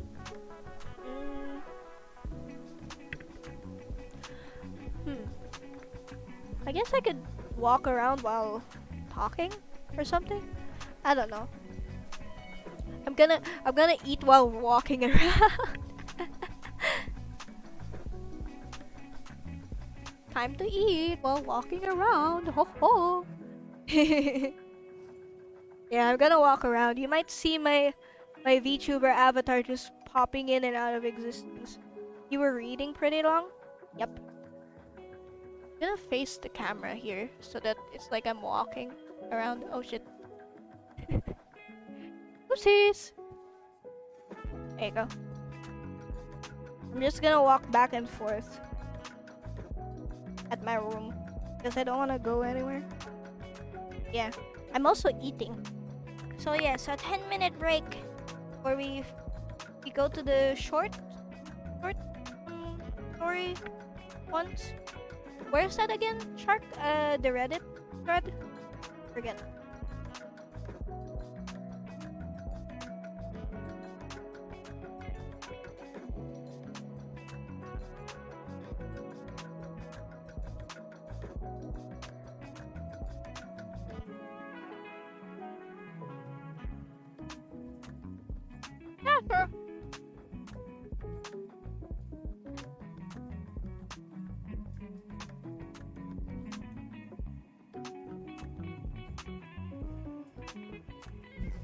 Thanks for the stories.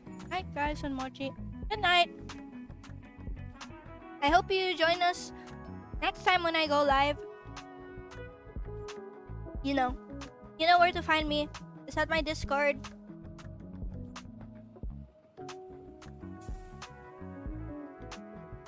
I hope to see you there. That was a pretty interesting story. The writing almost seems like jeez.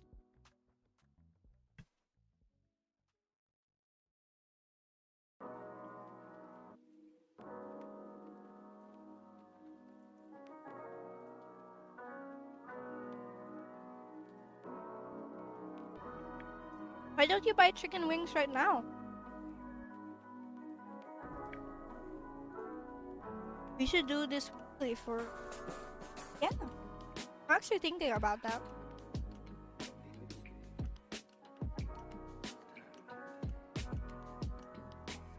Huh? Watching... Okay.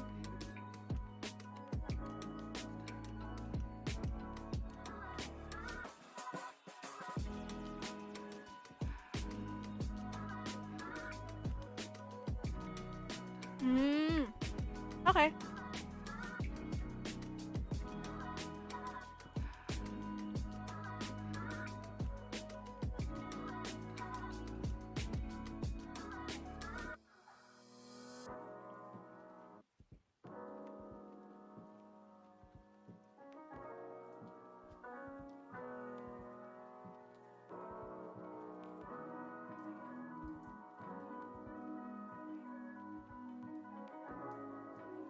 Oh, okay. I mean, I can show it right now.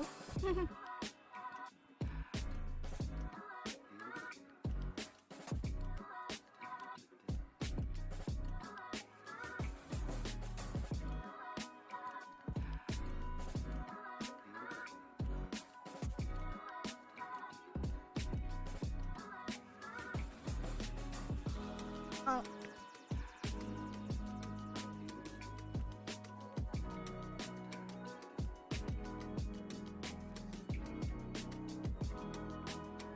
Okay.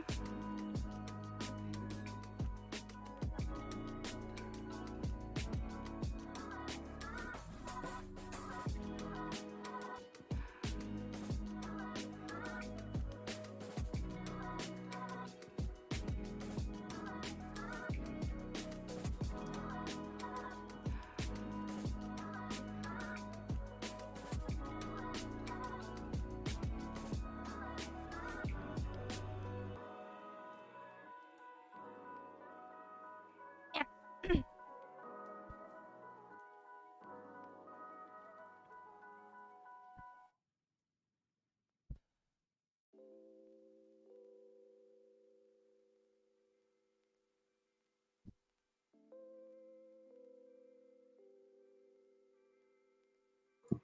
Yeah. Ah, Yeah. you good? Yeah. Yeah. So what are you gonna do now? Still read. So weird. Alright.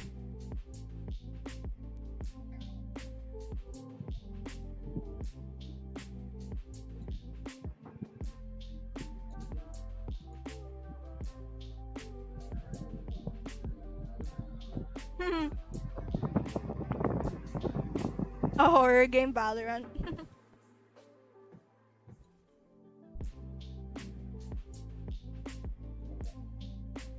I mean, you're not wrong. At times it is.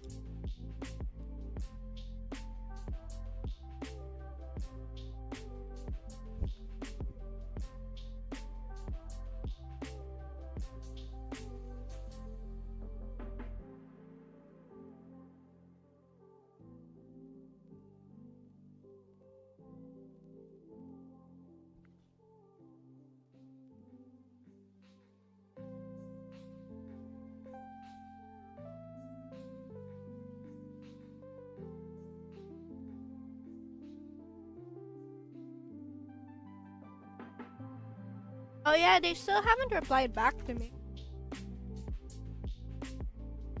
Valorant.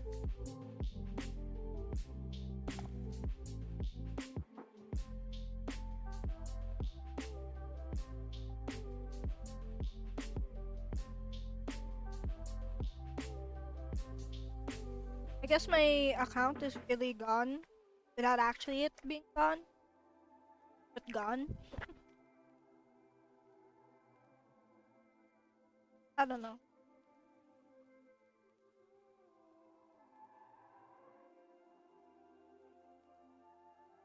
That sucks. It does. It does suck.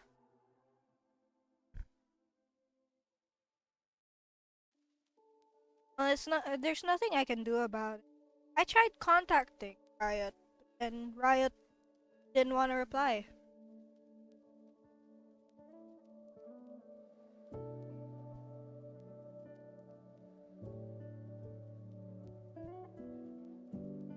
I guess next time I'll just not be as of right now, because in games,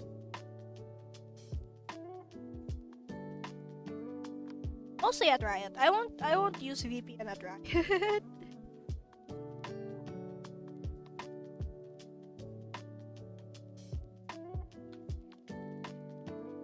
Oh yeah, that's what happened.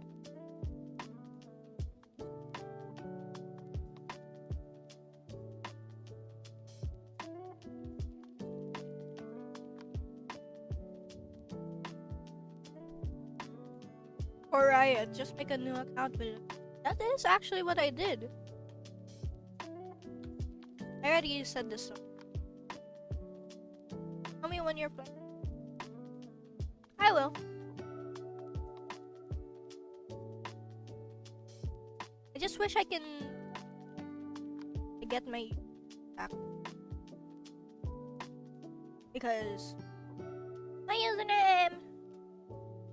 Yeah, I did use it again with this apparently, but then it said that when I made the account, the new one, it said that I made a new account. I named it like Mochi what AM or America, because what I wanted to play with someone in America. Yeah, hey. But then apparently it's just like, nah, can't play at America. After playing at America, nope. Can't play in general.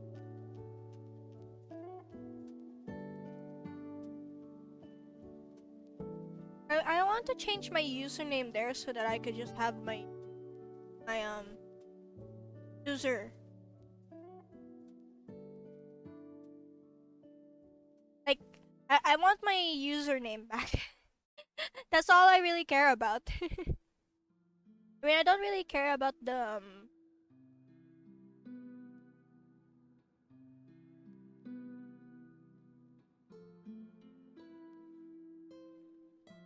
and stuff.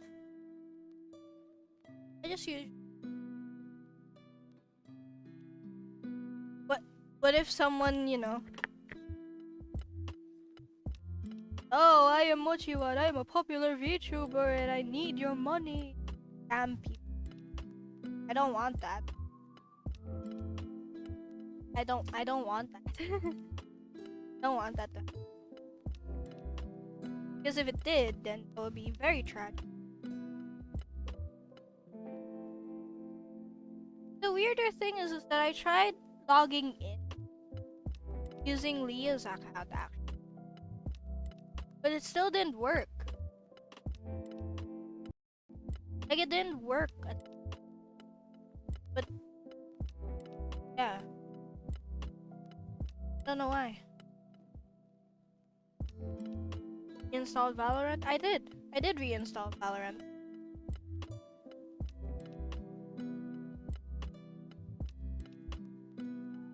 Reinstalled like many times.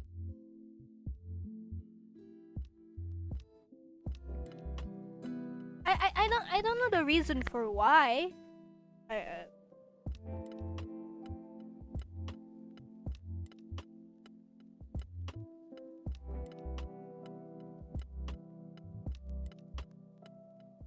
To be honest, I really do not know anymore.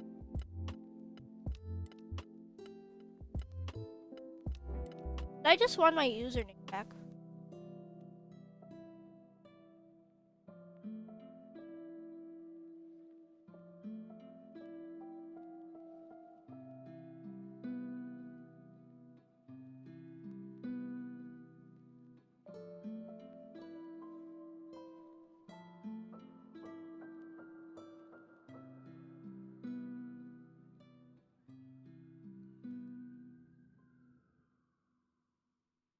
Okay.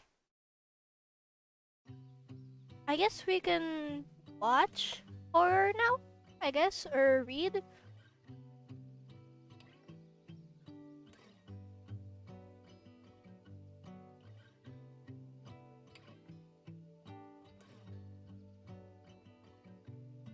Let me see.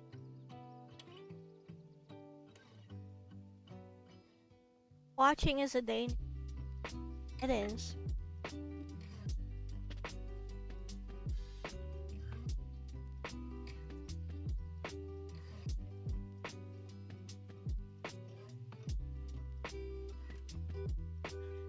You don't want to get.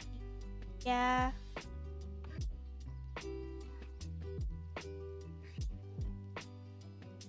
Ah. Ah.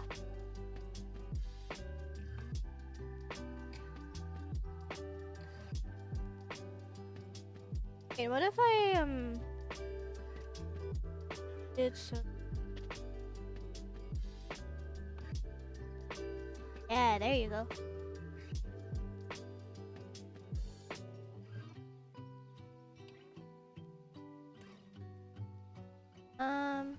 I'll just place it down.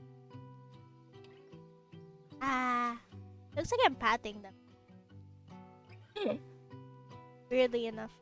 Okay. So I'm gonna read some. You can do r/no sleep, or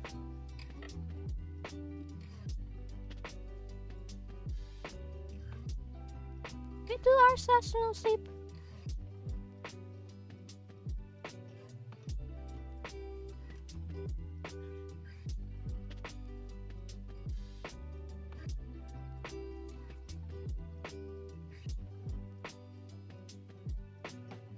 Okay, maybe last one, r/.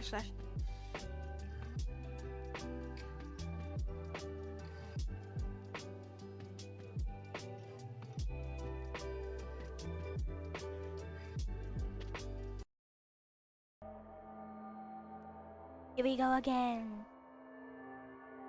Gonna read once more. Let me just zoom in here.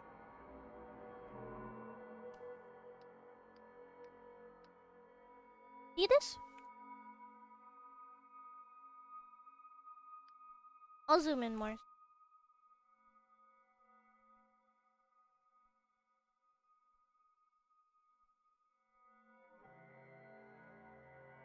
My friend.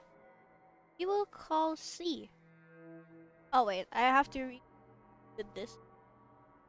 Posted by username scared of Hulu 16 hours ago. The title is My Best Friend is Eating and I have no way to prove it. Coming here for advice. My friend, call C for privacy, has been tubby her repeatedly asked. I was concerned that C may have developed an eating, not only because how she's losing weight, also because she had been insecure of her size whole life and had gotten her first boyfriend around the time she started losing weight.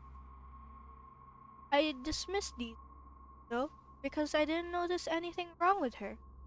She always finished her plate, had 3 meals a day, and overall didn't have an unhealthy relationship with food.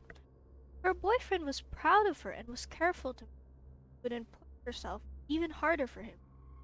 Never heard her throwing up or gagging. We went to bed on the even though her bedroom is her bathroom. I'm a light sleeper. That ruled out bulimia last week. I visited her.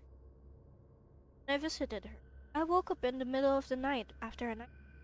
It wasn't exactly. Nothing happened. Red. Blank red screen. I woke up with the have to pee. So I go out in the hallway, see that the bathroom light is on. You might think the next part is weird, but we have been closed our whole lives. Even taking baths together. We're kids.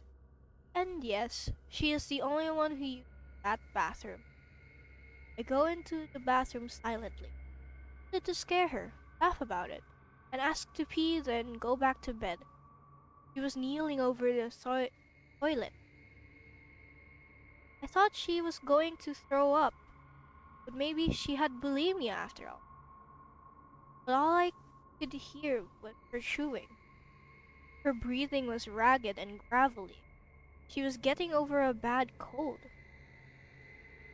Took one step closer, chewing her arm. I almost laughed, thinking, how itchy could it be? Then I saw red, dripping this toilet seat, dripping onto the toilet, making those little feather-like dripping noises that water makes. Couldn't move. I stopped breathing when I saw it. I was sad for her, and how bad her mental state was in order for her to think of doing things like that. I was mainly terrified that she would be chewing me next. Those were all just basic instincts. My first real thought was that what I was seeing was definitely self-harm and suicidal idealization. The same things I went to hospital. Second, that I absolutely could not interfere. Knowing her and I know how to, uh, knowing I know her, and I know how things like this go. I know that when I got caught doing something similar, albeit more quote unquote, I lashed out at everyone who tried to get me to help. So I would tip her parents off, tell them to look at her wrists while she was sleeping. She paused, moved her arm as she was raising her hand, blood poured down her arm and soaking into her light blue, spat out her flesh in the landed with a sickening pop. I was disgusted. The red clumps of flesh and the thick smell of blood made it huge. I was sad, seeing tattered the flesh arm. I was alarmed, disgusted, seeing the bone, the yellow fat scattered about. I'm not the best author. I know I should show, but not tell. How else do I put this? My best friend is an auto-cannibal. I witnessed my friend auto-cannibalize herself. I am sorry that I don't feel like making it all flowery, but I know this automatically interesting. Should have left before, but I stayed long enough to see her pluck the yellow globs out of her, carefully wrap them in a large velvet pouch with a weird sigil I'd never seen again. Gust, sadness, and the feeling of being rooted in place. Animal part of me. What or whether other being that has existed in the same material I am made now knows that he is almost done and is about to turn around. I'm smart enough to listen to it.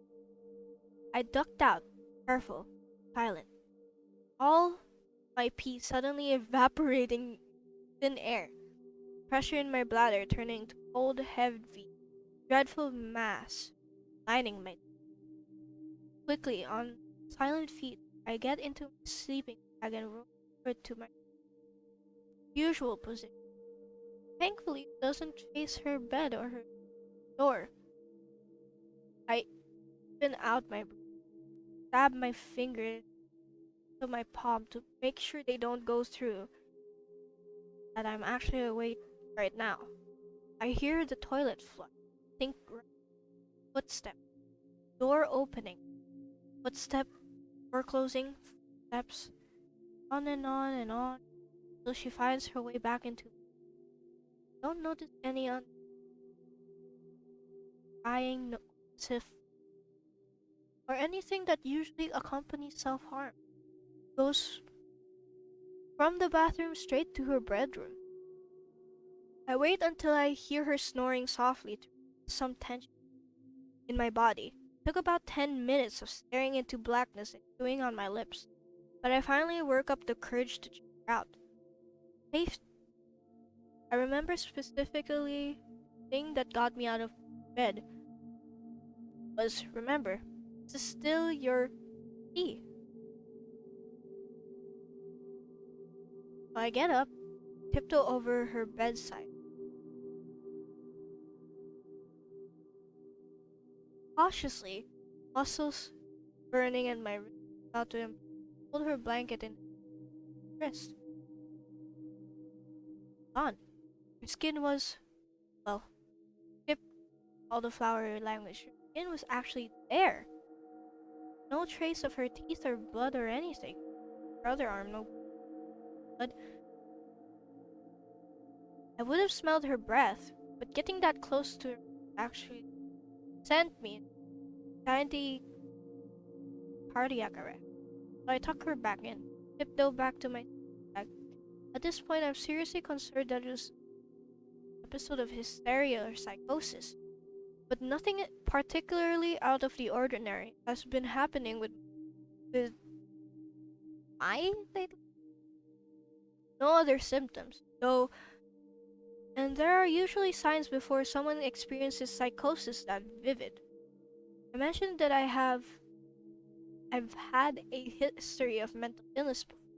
Nothing related to schizophrenia. Now there's no doubt in my mind that everything I smelled, heard, and saw in that bathroom, fake or imagined.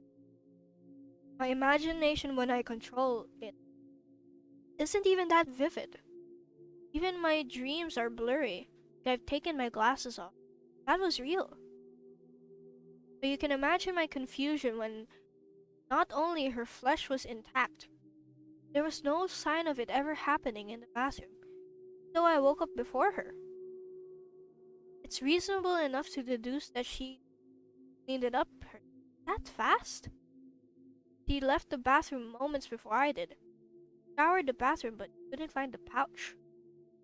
Her mother was downstairs making breakfast. I don't think I need to clarify, but I didn't have any sort of appetite. I went back into the bedroom to get dressed. She was sitting up, awake earlier than ever. No blood on her, no teeth marks. Just wearing the same pajamas last night. Not a speck of blood in them. Just the gravy stain she gotten last night during dinner. I couldn't have gotten up to clean it. I was awake the whole night.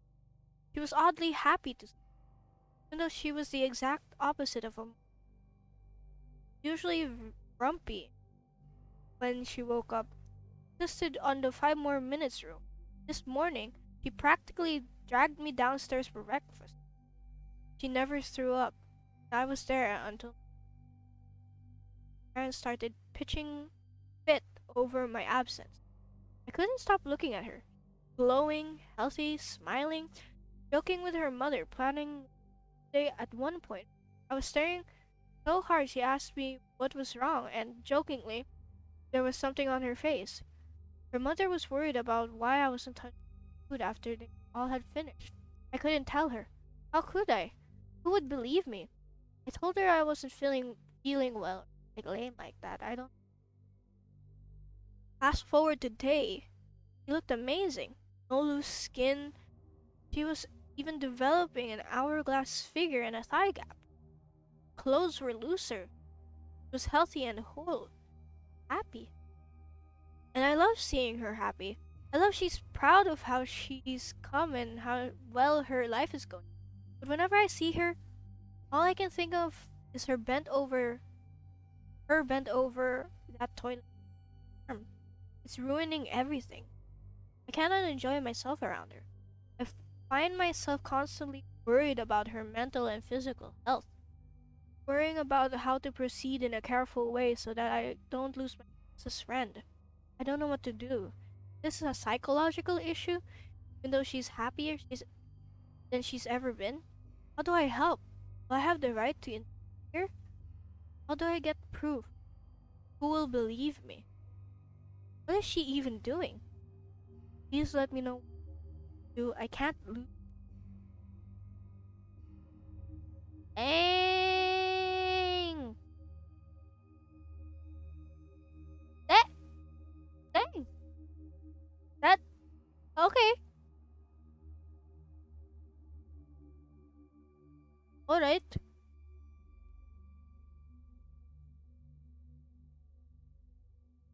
I don't know if this is an actual story because it really made it like it was an actual story. Now that I think about it, it's like feels like that actually. But yeah, dang, good one right there. Yeah, it is. Well, that's what they'd want you to. Yeah, I mean, like you're right. You're right. So the author is successful. Yep, yep, yep. They are. They are very successful at that part. Wow. That was actually pretty good, actually. I really liked that one, but I didn't like the gore because obviously it is a story, not real. Okay, it's not real. Please don't get me DMCA'd Twitch. Yeah. What else should we do? Feel like I want to read one last story or something. Then I need to go to the washroom. I need to go to the washroom. Hold on. I'll go to the washroom first. Okay? I'll be right back. Whee!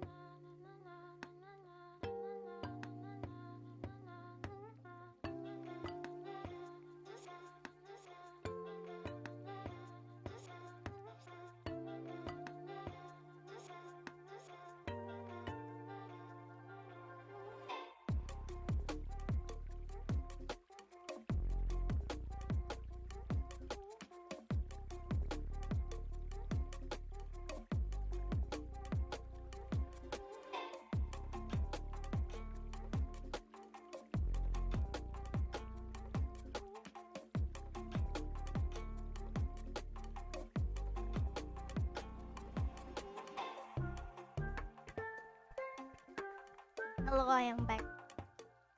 From the dark realm. Whatever realm. Wah! Hello! I'm down here. Hello. Ah! There we go.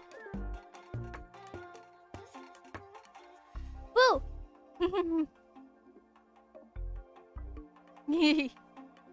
I love the fact that my eyebrows actually go and track. I don't know why.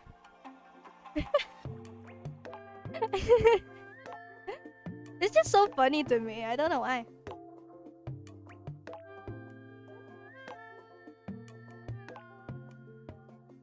Hello. Hmm? What up? Good check.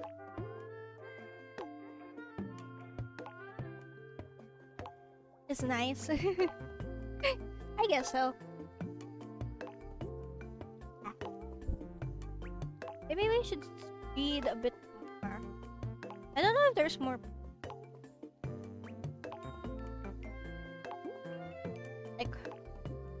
I want to see all time actually.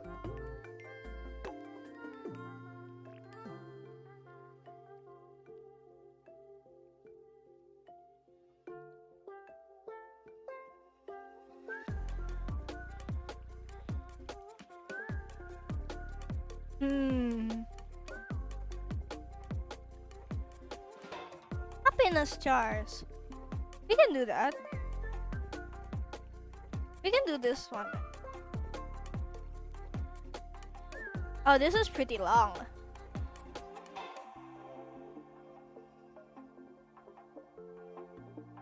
Oh shit.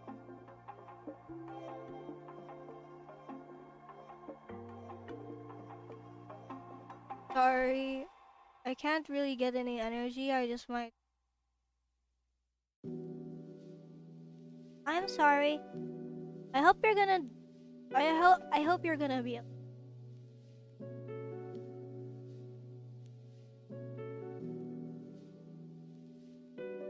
You deserve. You deserve to take a break from what happened. I don't know specifically what happened, but yeah. I mean, we're all not okay, but it's fine. I understand though. I'll see you next time, okay? Please take care of yourself.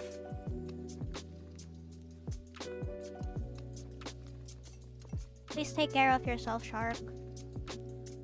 Better not to say. It's okay. You don't have to tell me. Just take care of yourself, and I hope see you next time. When you're ready and feeling better. Right, Leo? Leo? Okay. I think Leo is trying to say something in the aether, but not. Yes. There you go. Yeah. I see you later, okay, Shark? Just take care of yourself and stuff. See you next time. Whenever that time may be.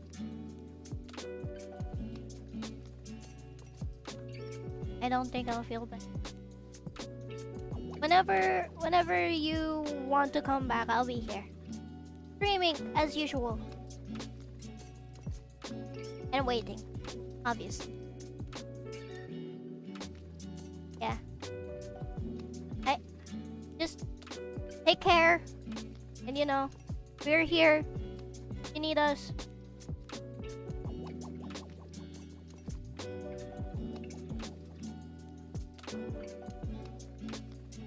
We're here if you need us, okay?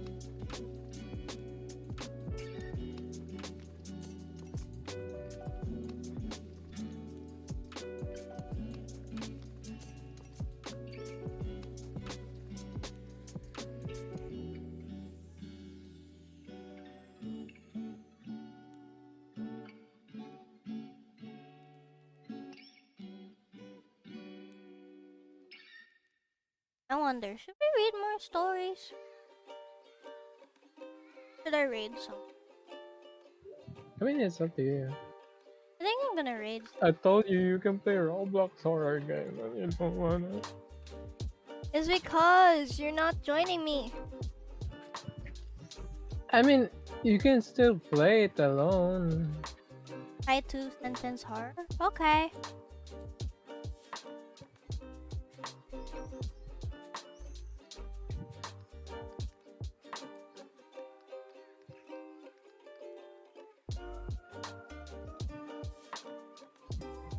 Okay, let me pause this.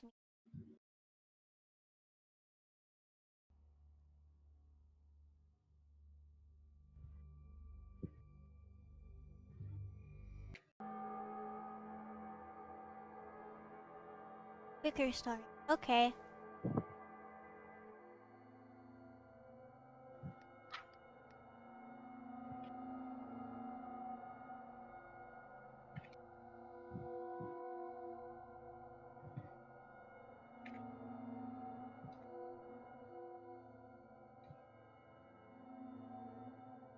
Top of all time. Why not? All my life, my parents have told me not to open the basement door, but I got curious and obeyed them. What is that glowing ball in the sky, and why does it hurt my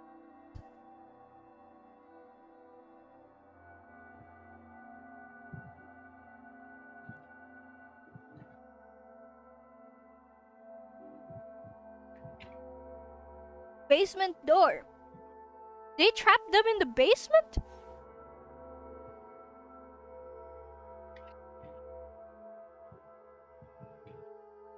Oh, where's everyone? Maybe. Please, Amon. All home in prison. Yeah. I feel like that's a running scene everywhere and nowadays. Just harsh. When the kidnapper made me guess where he kept my daughter, I went to the basement and checked, allowing me to see. When I found her severed head in there, I learned that every other choice would have been correct. Oh. I've been working on stories to compete with the best on this sub, but I'm finding it near impossible. Being- Beginning to think some of you are making.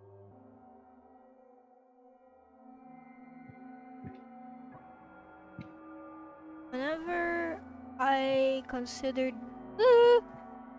myself to escape my parents, ah, I just recite mantra. You don't deserve to. That's it. Ironically, now that they're old, hungry, covered in bed sores, begging to be put out of their, I still have the same mantra. Rule of fate.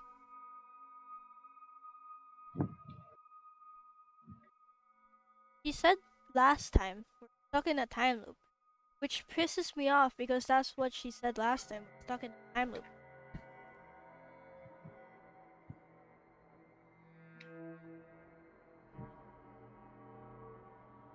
Okay.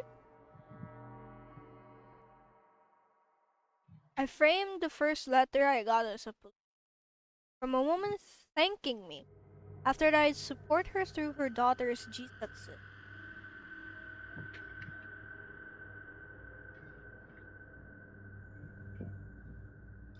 I don't know if that's the right word, but I'll just say handwriting. Huh? I passed it in my hallway every day for 8 years before realizing handwriting same as on the girl's note. So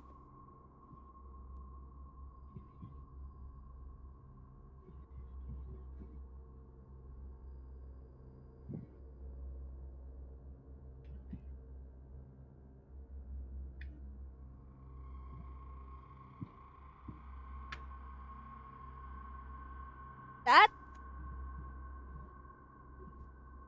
huh, huh.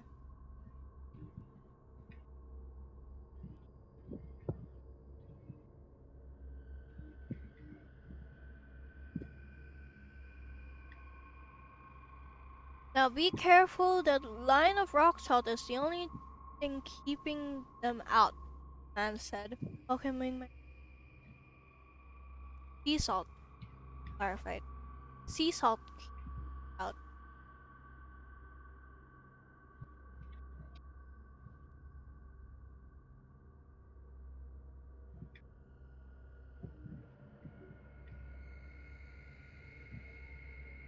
Oh, okay.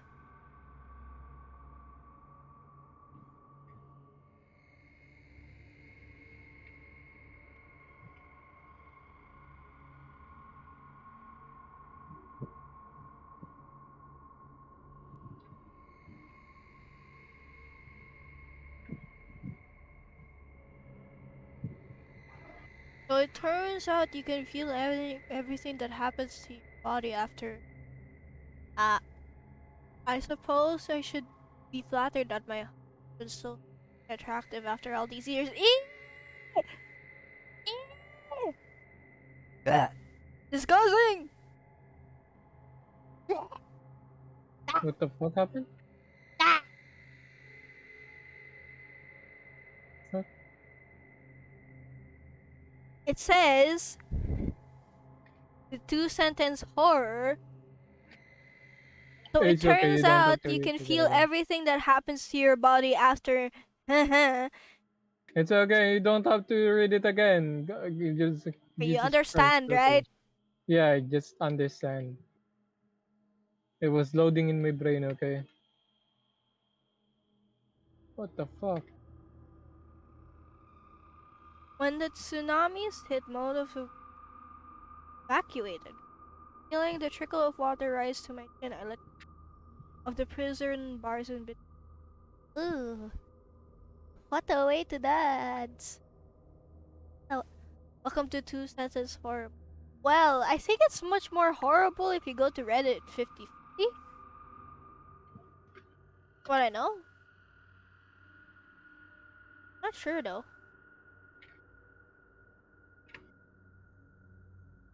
Oh yeah, Shark. If you feel like you don't wanna be here because you're not feeling too good, it's fine. 50/50 isn't even. It's get cute or gore. Yep, that is true. Good, Leo? Yeah, I'm playing Ark. Ah, ah. Yes. He's playing Ark. I wanted to invite you, but you're doing your thing. Horror stream. Yeah. Spooktober. Hell yeah. Spooktober. Wah. You know Spooktober. how many times I've died now? No. How many I think this times? is my 10th time. Why? I was trying to tame a T-Rex. Oh. Why don't you do the bat thing? You have fun I reading did. stories? I did. I actually do have Uh, fun. I did have my fun bat reading died stories. once. Your bat Then I died? tamed, yeah, and I tamed another one.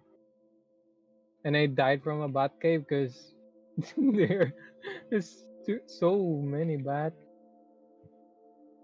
Dang. Then yeah, I got another one. It's not good as the other one That's that I good. had. That's good though. Hell yeah. You think about it? I'm trying to find Megatheriums there.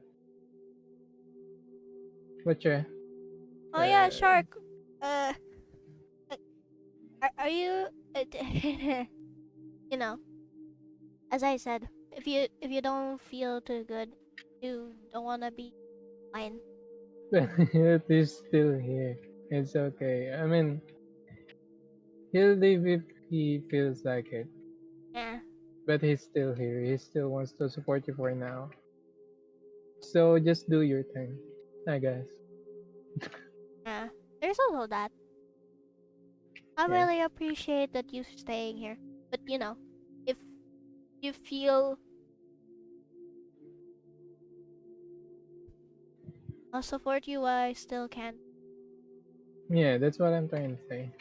He's still supporting you. I know that Even you're gonna though still he's not a support me even in the future. You still have to see me become big VTuber. big mochi. big big VTuber Mochi. You have to see me become a big VTuber. Mochi big. Since I'll be gone for a while after. Uh, it's okay. I hope you're gonna be okay, Shark. Yeah,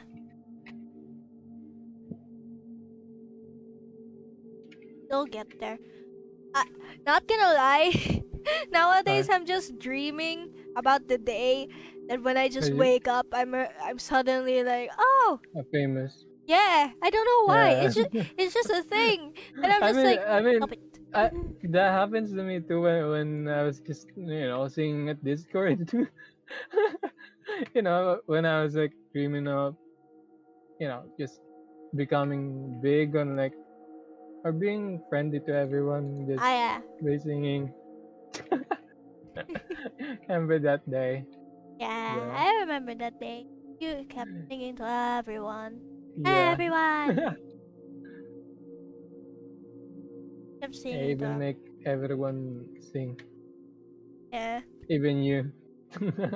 Even me. Little old me? Yes. Little old me. Ah. Ah. I don't know. I like jamming with everyone. To be honest, I Me like too. hearing people sing. You know, Big. he Became bird. I am my normal size again.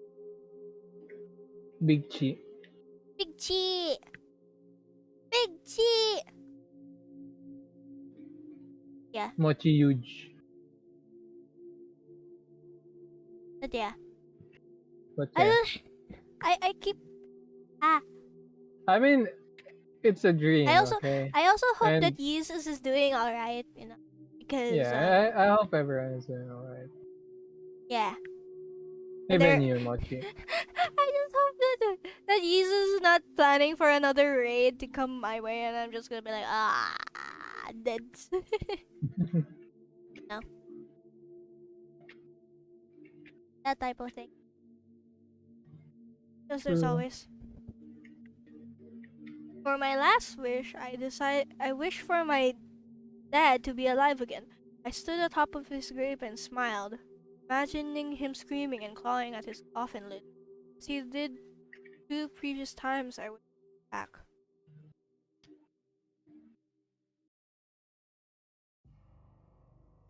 Wait, so What? too many dad jokes gets resurrected. Looks like I'm in grave danger. Gets resurrected again. I'm dying to know what you'll get for your third wish. When Since this is a tight place, I wouldn't really leave myself without wetting my pants. Get me out of this coffin. It smells like. Let me out before I succumb to my ultimate tomb. I'm experiencing a skeleton of fear. This prank got stale the last time you pulled. My God, such a dad. That's pretty funny, actually. What? I don't know. I'm laughing.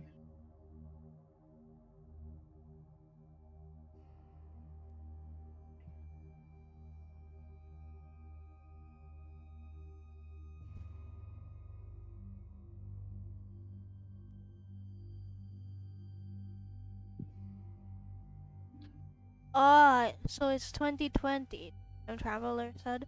Very early, from the looks of it. He muttered under his breath. Oh. Battery at 1%. I looked at Earth one last time before my suit ran out of power. Ah. My God. It's been almost a decade since I last saw my mother. And she still reminds me every day that if I misbehave again, she'll take my hearing too. Okay. Eat. They say once you once. They say you once when you stop breathing, and a second time someone says your name for the last time. Sitting alone in my dilapidated apartment, I realize it's not always in that order.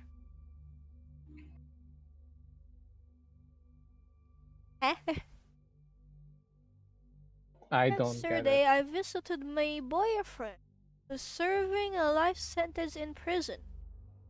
As I watched that asshole shaking and pissing himself here, I knew he finally regretted beating me to death. Okay. I mean, at least revenge, right? Yeah. Revenge! Revenge. Revenge! Got the revenge. Yeah. You know, it is a good thing to get revenge. As long as it is for a good reason. And not a horrible one. True. I laid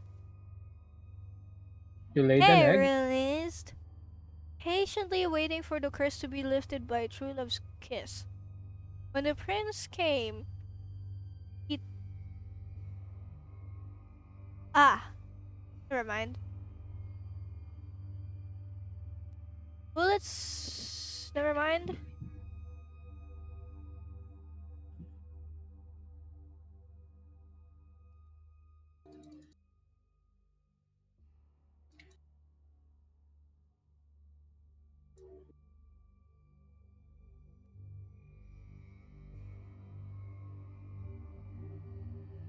Why? Why the teeth? Why the teeth?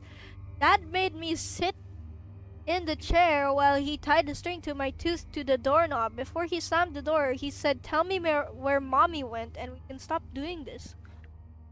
What the fuck?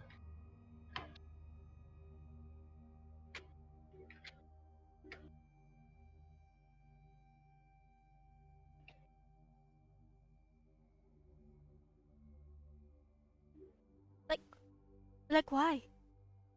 Like, why? But, I guess like, it's because why? the mommy, ran off and escaped. Oh, is it Like, because they're not saying anything? yeah. And I think the mommy ran away. Yeah. That's just gonna be my conclusion then. Then the dad wants to know Maybe. because he's an obsessive guy. Most likely. I feel like that's the story of it. Okay. Uh, I look at my father's head on the wall, knowing that he'll be he'll finally be proud of me. I look back at the terrified hunt. Think my antlers. I actually don't get it. I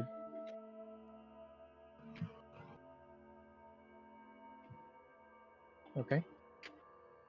After her best friend Julia committed, my daughter Sarah started a charity in her honor to combat cyberbullying. That's good. While it took a lot of work to finally push Julia over the edge, my husband and I are just so happy that Sarah can add this activity to her college applications. Okay, you sick mother. You are a mother that is sick. I don't get it. Why? You are a mother that is sick. Is it because they're using their daughter to something? It's because Sarah's best friend is named Julia. Hmm. The mother pushed Julia over the edge. Edge like Edge of a cliff or... okay. I thought it's like emotion thingy. Nope. You know. No, no, no. Nope. Nope. Oh shit. Okay. Yep. What the I fuck? promised my wife that when I returned from war, we'd sit down and rewatch the movie from our first date. But now she's dying in the hospital, all because she wanted to make pop.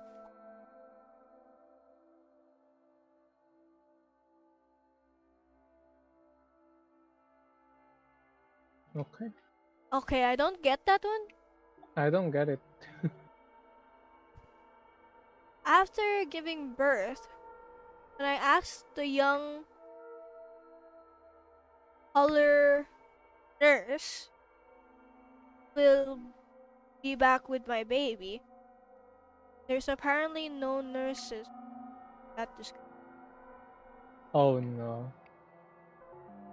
That happens a lot in Philippines. I forgot to grab something. I'll be right back, said Mom. As she rounded the corner out of sight, the cashier began ringing up our group. Oh my god, that's so terrifying for me. Like, what if your family member just left you to dust? Oh no, yeah, I feel It always happens. I don't yeah, know yeah. why. I feel so scared when Like, stop I'm it. just there. Don't do that. I don't Wow. want to be left alone. Yeah. And also I don't even know the concept of money that time. Bruh, that happens to me once. It happened to And, me a and I lot. was already Oh my next, and I god. was already crying because I don't have the money. It happened to me a lot. And it's just like, oh my goodness, please And that stop. time, and that time I learned that I should stop like asking my mom to buy me Hot Wheels because she's gonna leave me at the at the cashier. Too many Hot Wheels, and then she'd get Yeah. pissed. She'd get pissed and then just be like, I'm gonna leave you for dead. Like, no, don't do it. Don't do it. Bruh. I was so devastated when I came home and found my wife in bed with another man that I left without saying a word. It wasn't until the day after, when I finally returned, that I noticed the lock on the back door was broken. Wait, so wait, there are two scenarios here for me. There's one,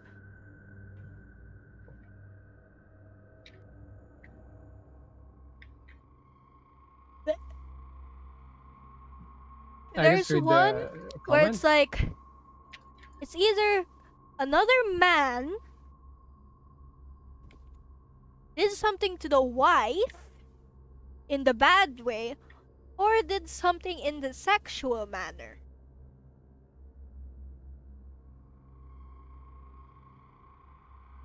I Either think one of it's the those. bad way.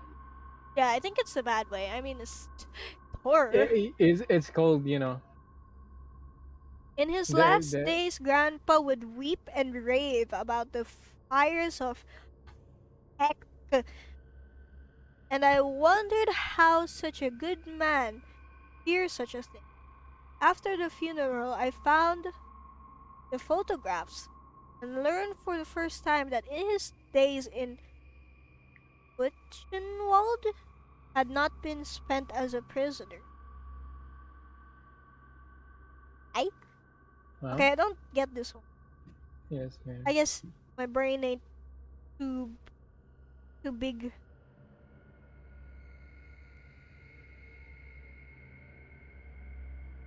Oh, oh, okay. Apparently, it's a okay. I don't get it. I think I get it, but I don't want to get it. My wife told me that she thinks that she's going mad as she keeps hearing voices in our house.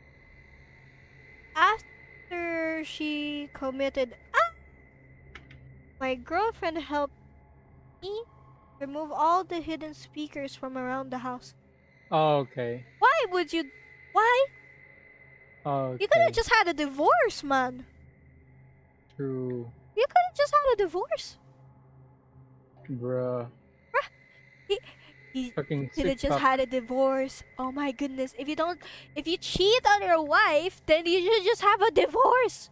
Yeah, and just tell her that, you That know, you want to like, you know,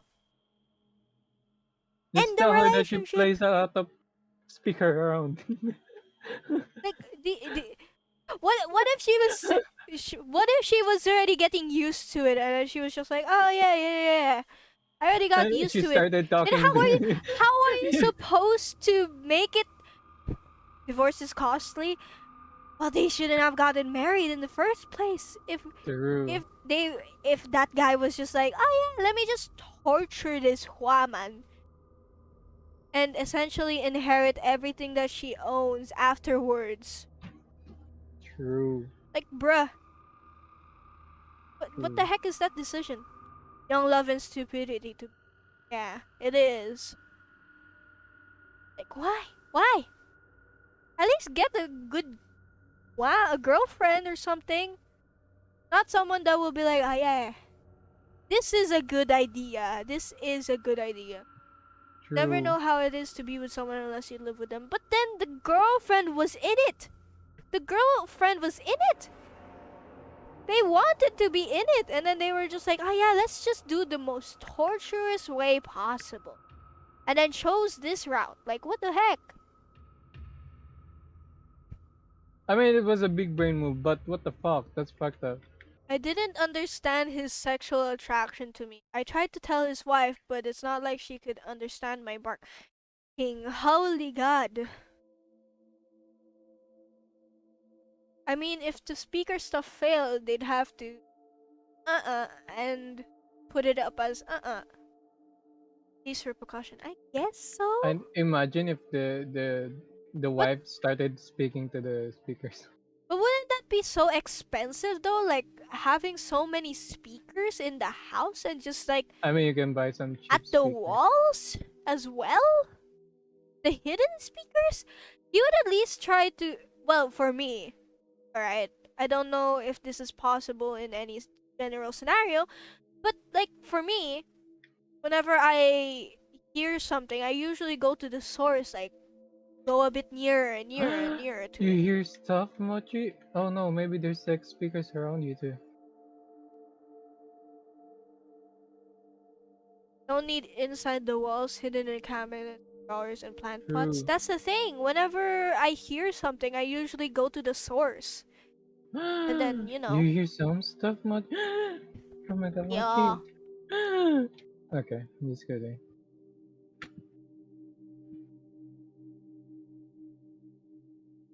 Okay, I don't know what this means. I used to hate the sound of crickets outside the lonely farmhouse. Now, every time they go silent, I know that thing is passing by and I pray for them to chirp again.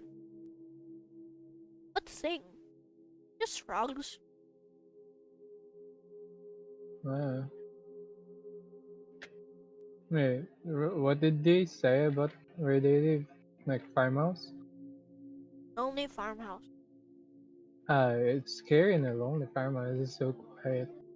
Only the wind and the sound of their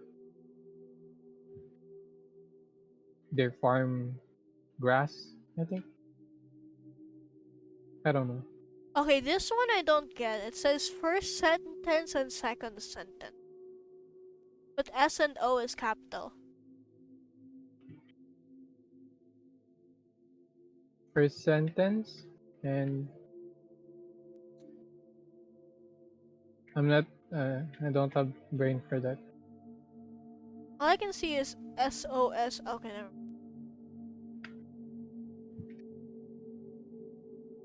I put up some solid posts last night, but I woke up this morning and noticed that almost all of them got taken down.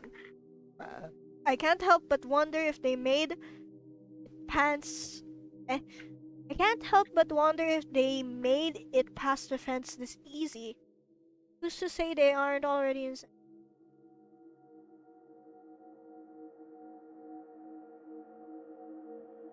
I wonder what that means. Sound of my son calling for help. My help grew fainter and fainter as the batteries in my hearing aids died. I realized it would be possible to find him in time. Oh no, that's actually very sad. It's actually very sad. I've experienced it. Ah, if it's quiet enough, you wouldn't know where the source. Ah, I guess I've experienced that before, and it's not fun. Ah, vague monster. It think wolf or monster. Yep. It is.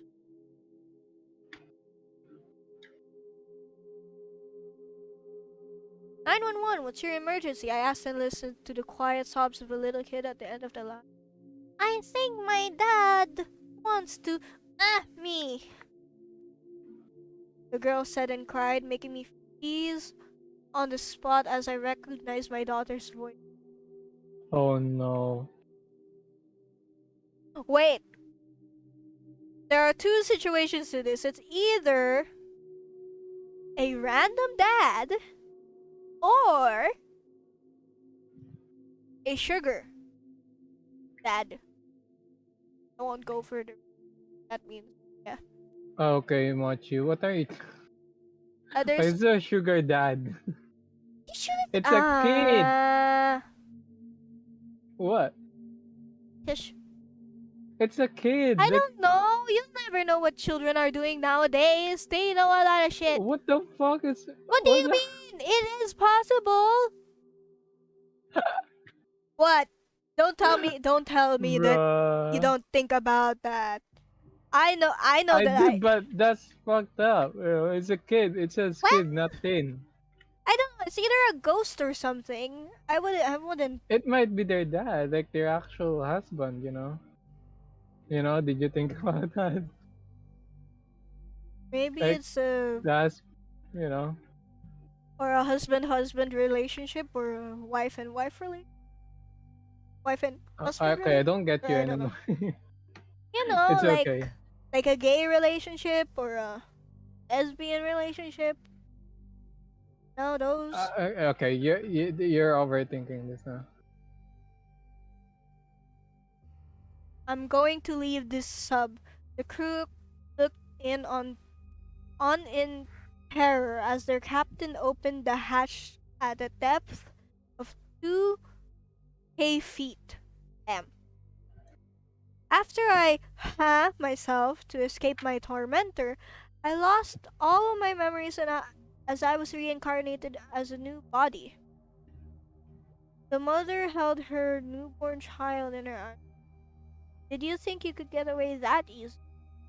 Oh Ah. my god. My dad told me that his flashlight kill any monster. When I told him about what Uncle Jack had been doing to my sister, he made sure to demonstrate. Oh, oh, Oh, I, what I kind of? think, I think that's Hmm. a police flashlight, actually, or something. I I think love it's a going to laser the beam. beach, watching the difference between the high and low tides. Although this tide has been very low for quite some time, I decided to cut off few, a few characters in the book I'm writing. It would definitely spice up my autobiography a little. Well, sheesh. That was the police telling me my brother Tyler was found in his apartment this morning.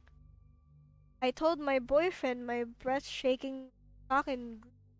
My boyfriend threw his arms around me in a loving embrace and angrily said, "What kind of sick psycho would shoot a decent guy like Tyler?"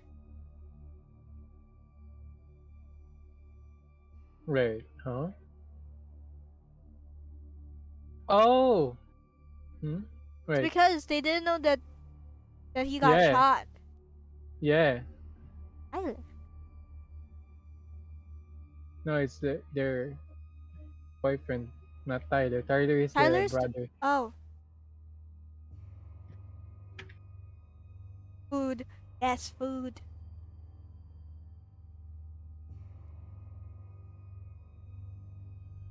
Are you high, Mochi? I think you're high.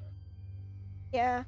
Okay, Larry, for this underwater scene, Julia will be pretending to drown, but will hold up 3 fingers when she's in air.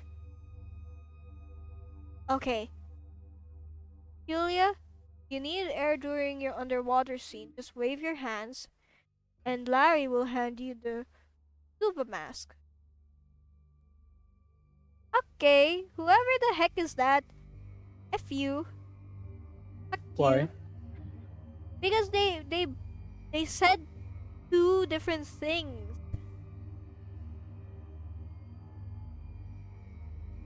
Because Julia doesn't know how to swim.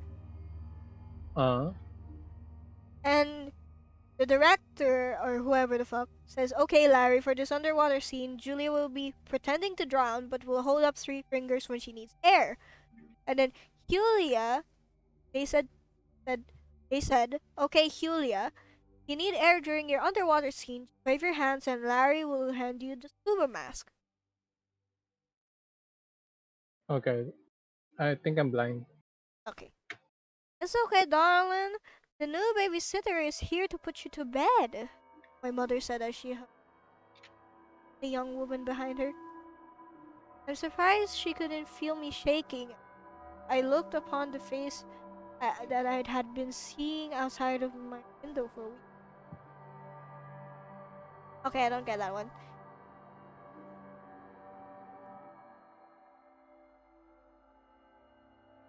When I traveled back in time, my past self asked with tentative hope, "When does it get better?" I couldn't think of how to answer without breaking his heart, was but as I began to fade out of existence, I realized my hesitation gave him everything he needed to know.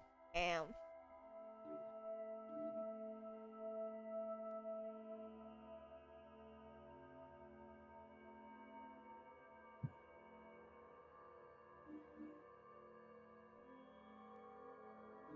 Huh? When the old gypsy woman told me that I would dead at the stroke of midnight, I was skeptical but decided to stay up anyway. As the left side of my body went completely numb, I realized that English was probably not her first language. I'd been chained here for a week, suffering under the scorching sun with no food and water, and I'm beginning to fear the worst. Maybe I'm not such a good boy after all. Oh, no, not the doggo. Able to move, I can only look at my in a fit of childish curiosity. My 2-year-old pulled the plug. Okay. Okay. That. Okay. Damn. Damn. The kid sitter is the kid. Oh, she's the MC window for weeks now. Oh, an NG babysitter. Oh, I get it now. That's okay. Okay. Damn. Well, I think that's a good place to end it off. Think. Not sure it is an actual good place to end anything off, Okay. but can't do anything about it. We already went there and haha. Hey, you chose this. So yeah, thanks for the stream. Thank you for being here with me, Shark. I hope to see you again next time Yeah. whenever you feel better and or just feel neutral and stuff. We'll always be here for you. We are here for you, and True. whenever you want, I'm still gonna be here streaming, and you have to see me grow up into becoming a big streamer. So yeah, Big cheat. I'll I'll see you all later, and I will choose to raid someone. Oh yeah, thank you for being here with me today. Please join me again at the next stream, and then I will be here again tomorrow or a Tomorrow. different stream because I already finished Dark. So I'll see you all later. Bye bye. See ya. Bye.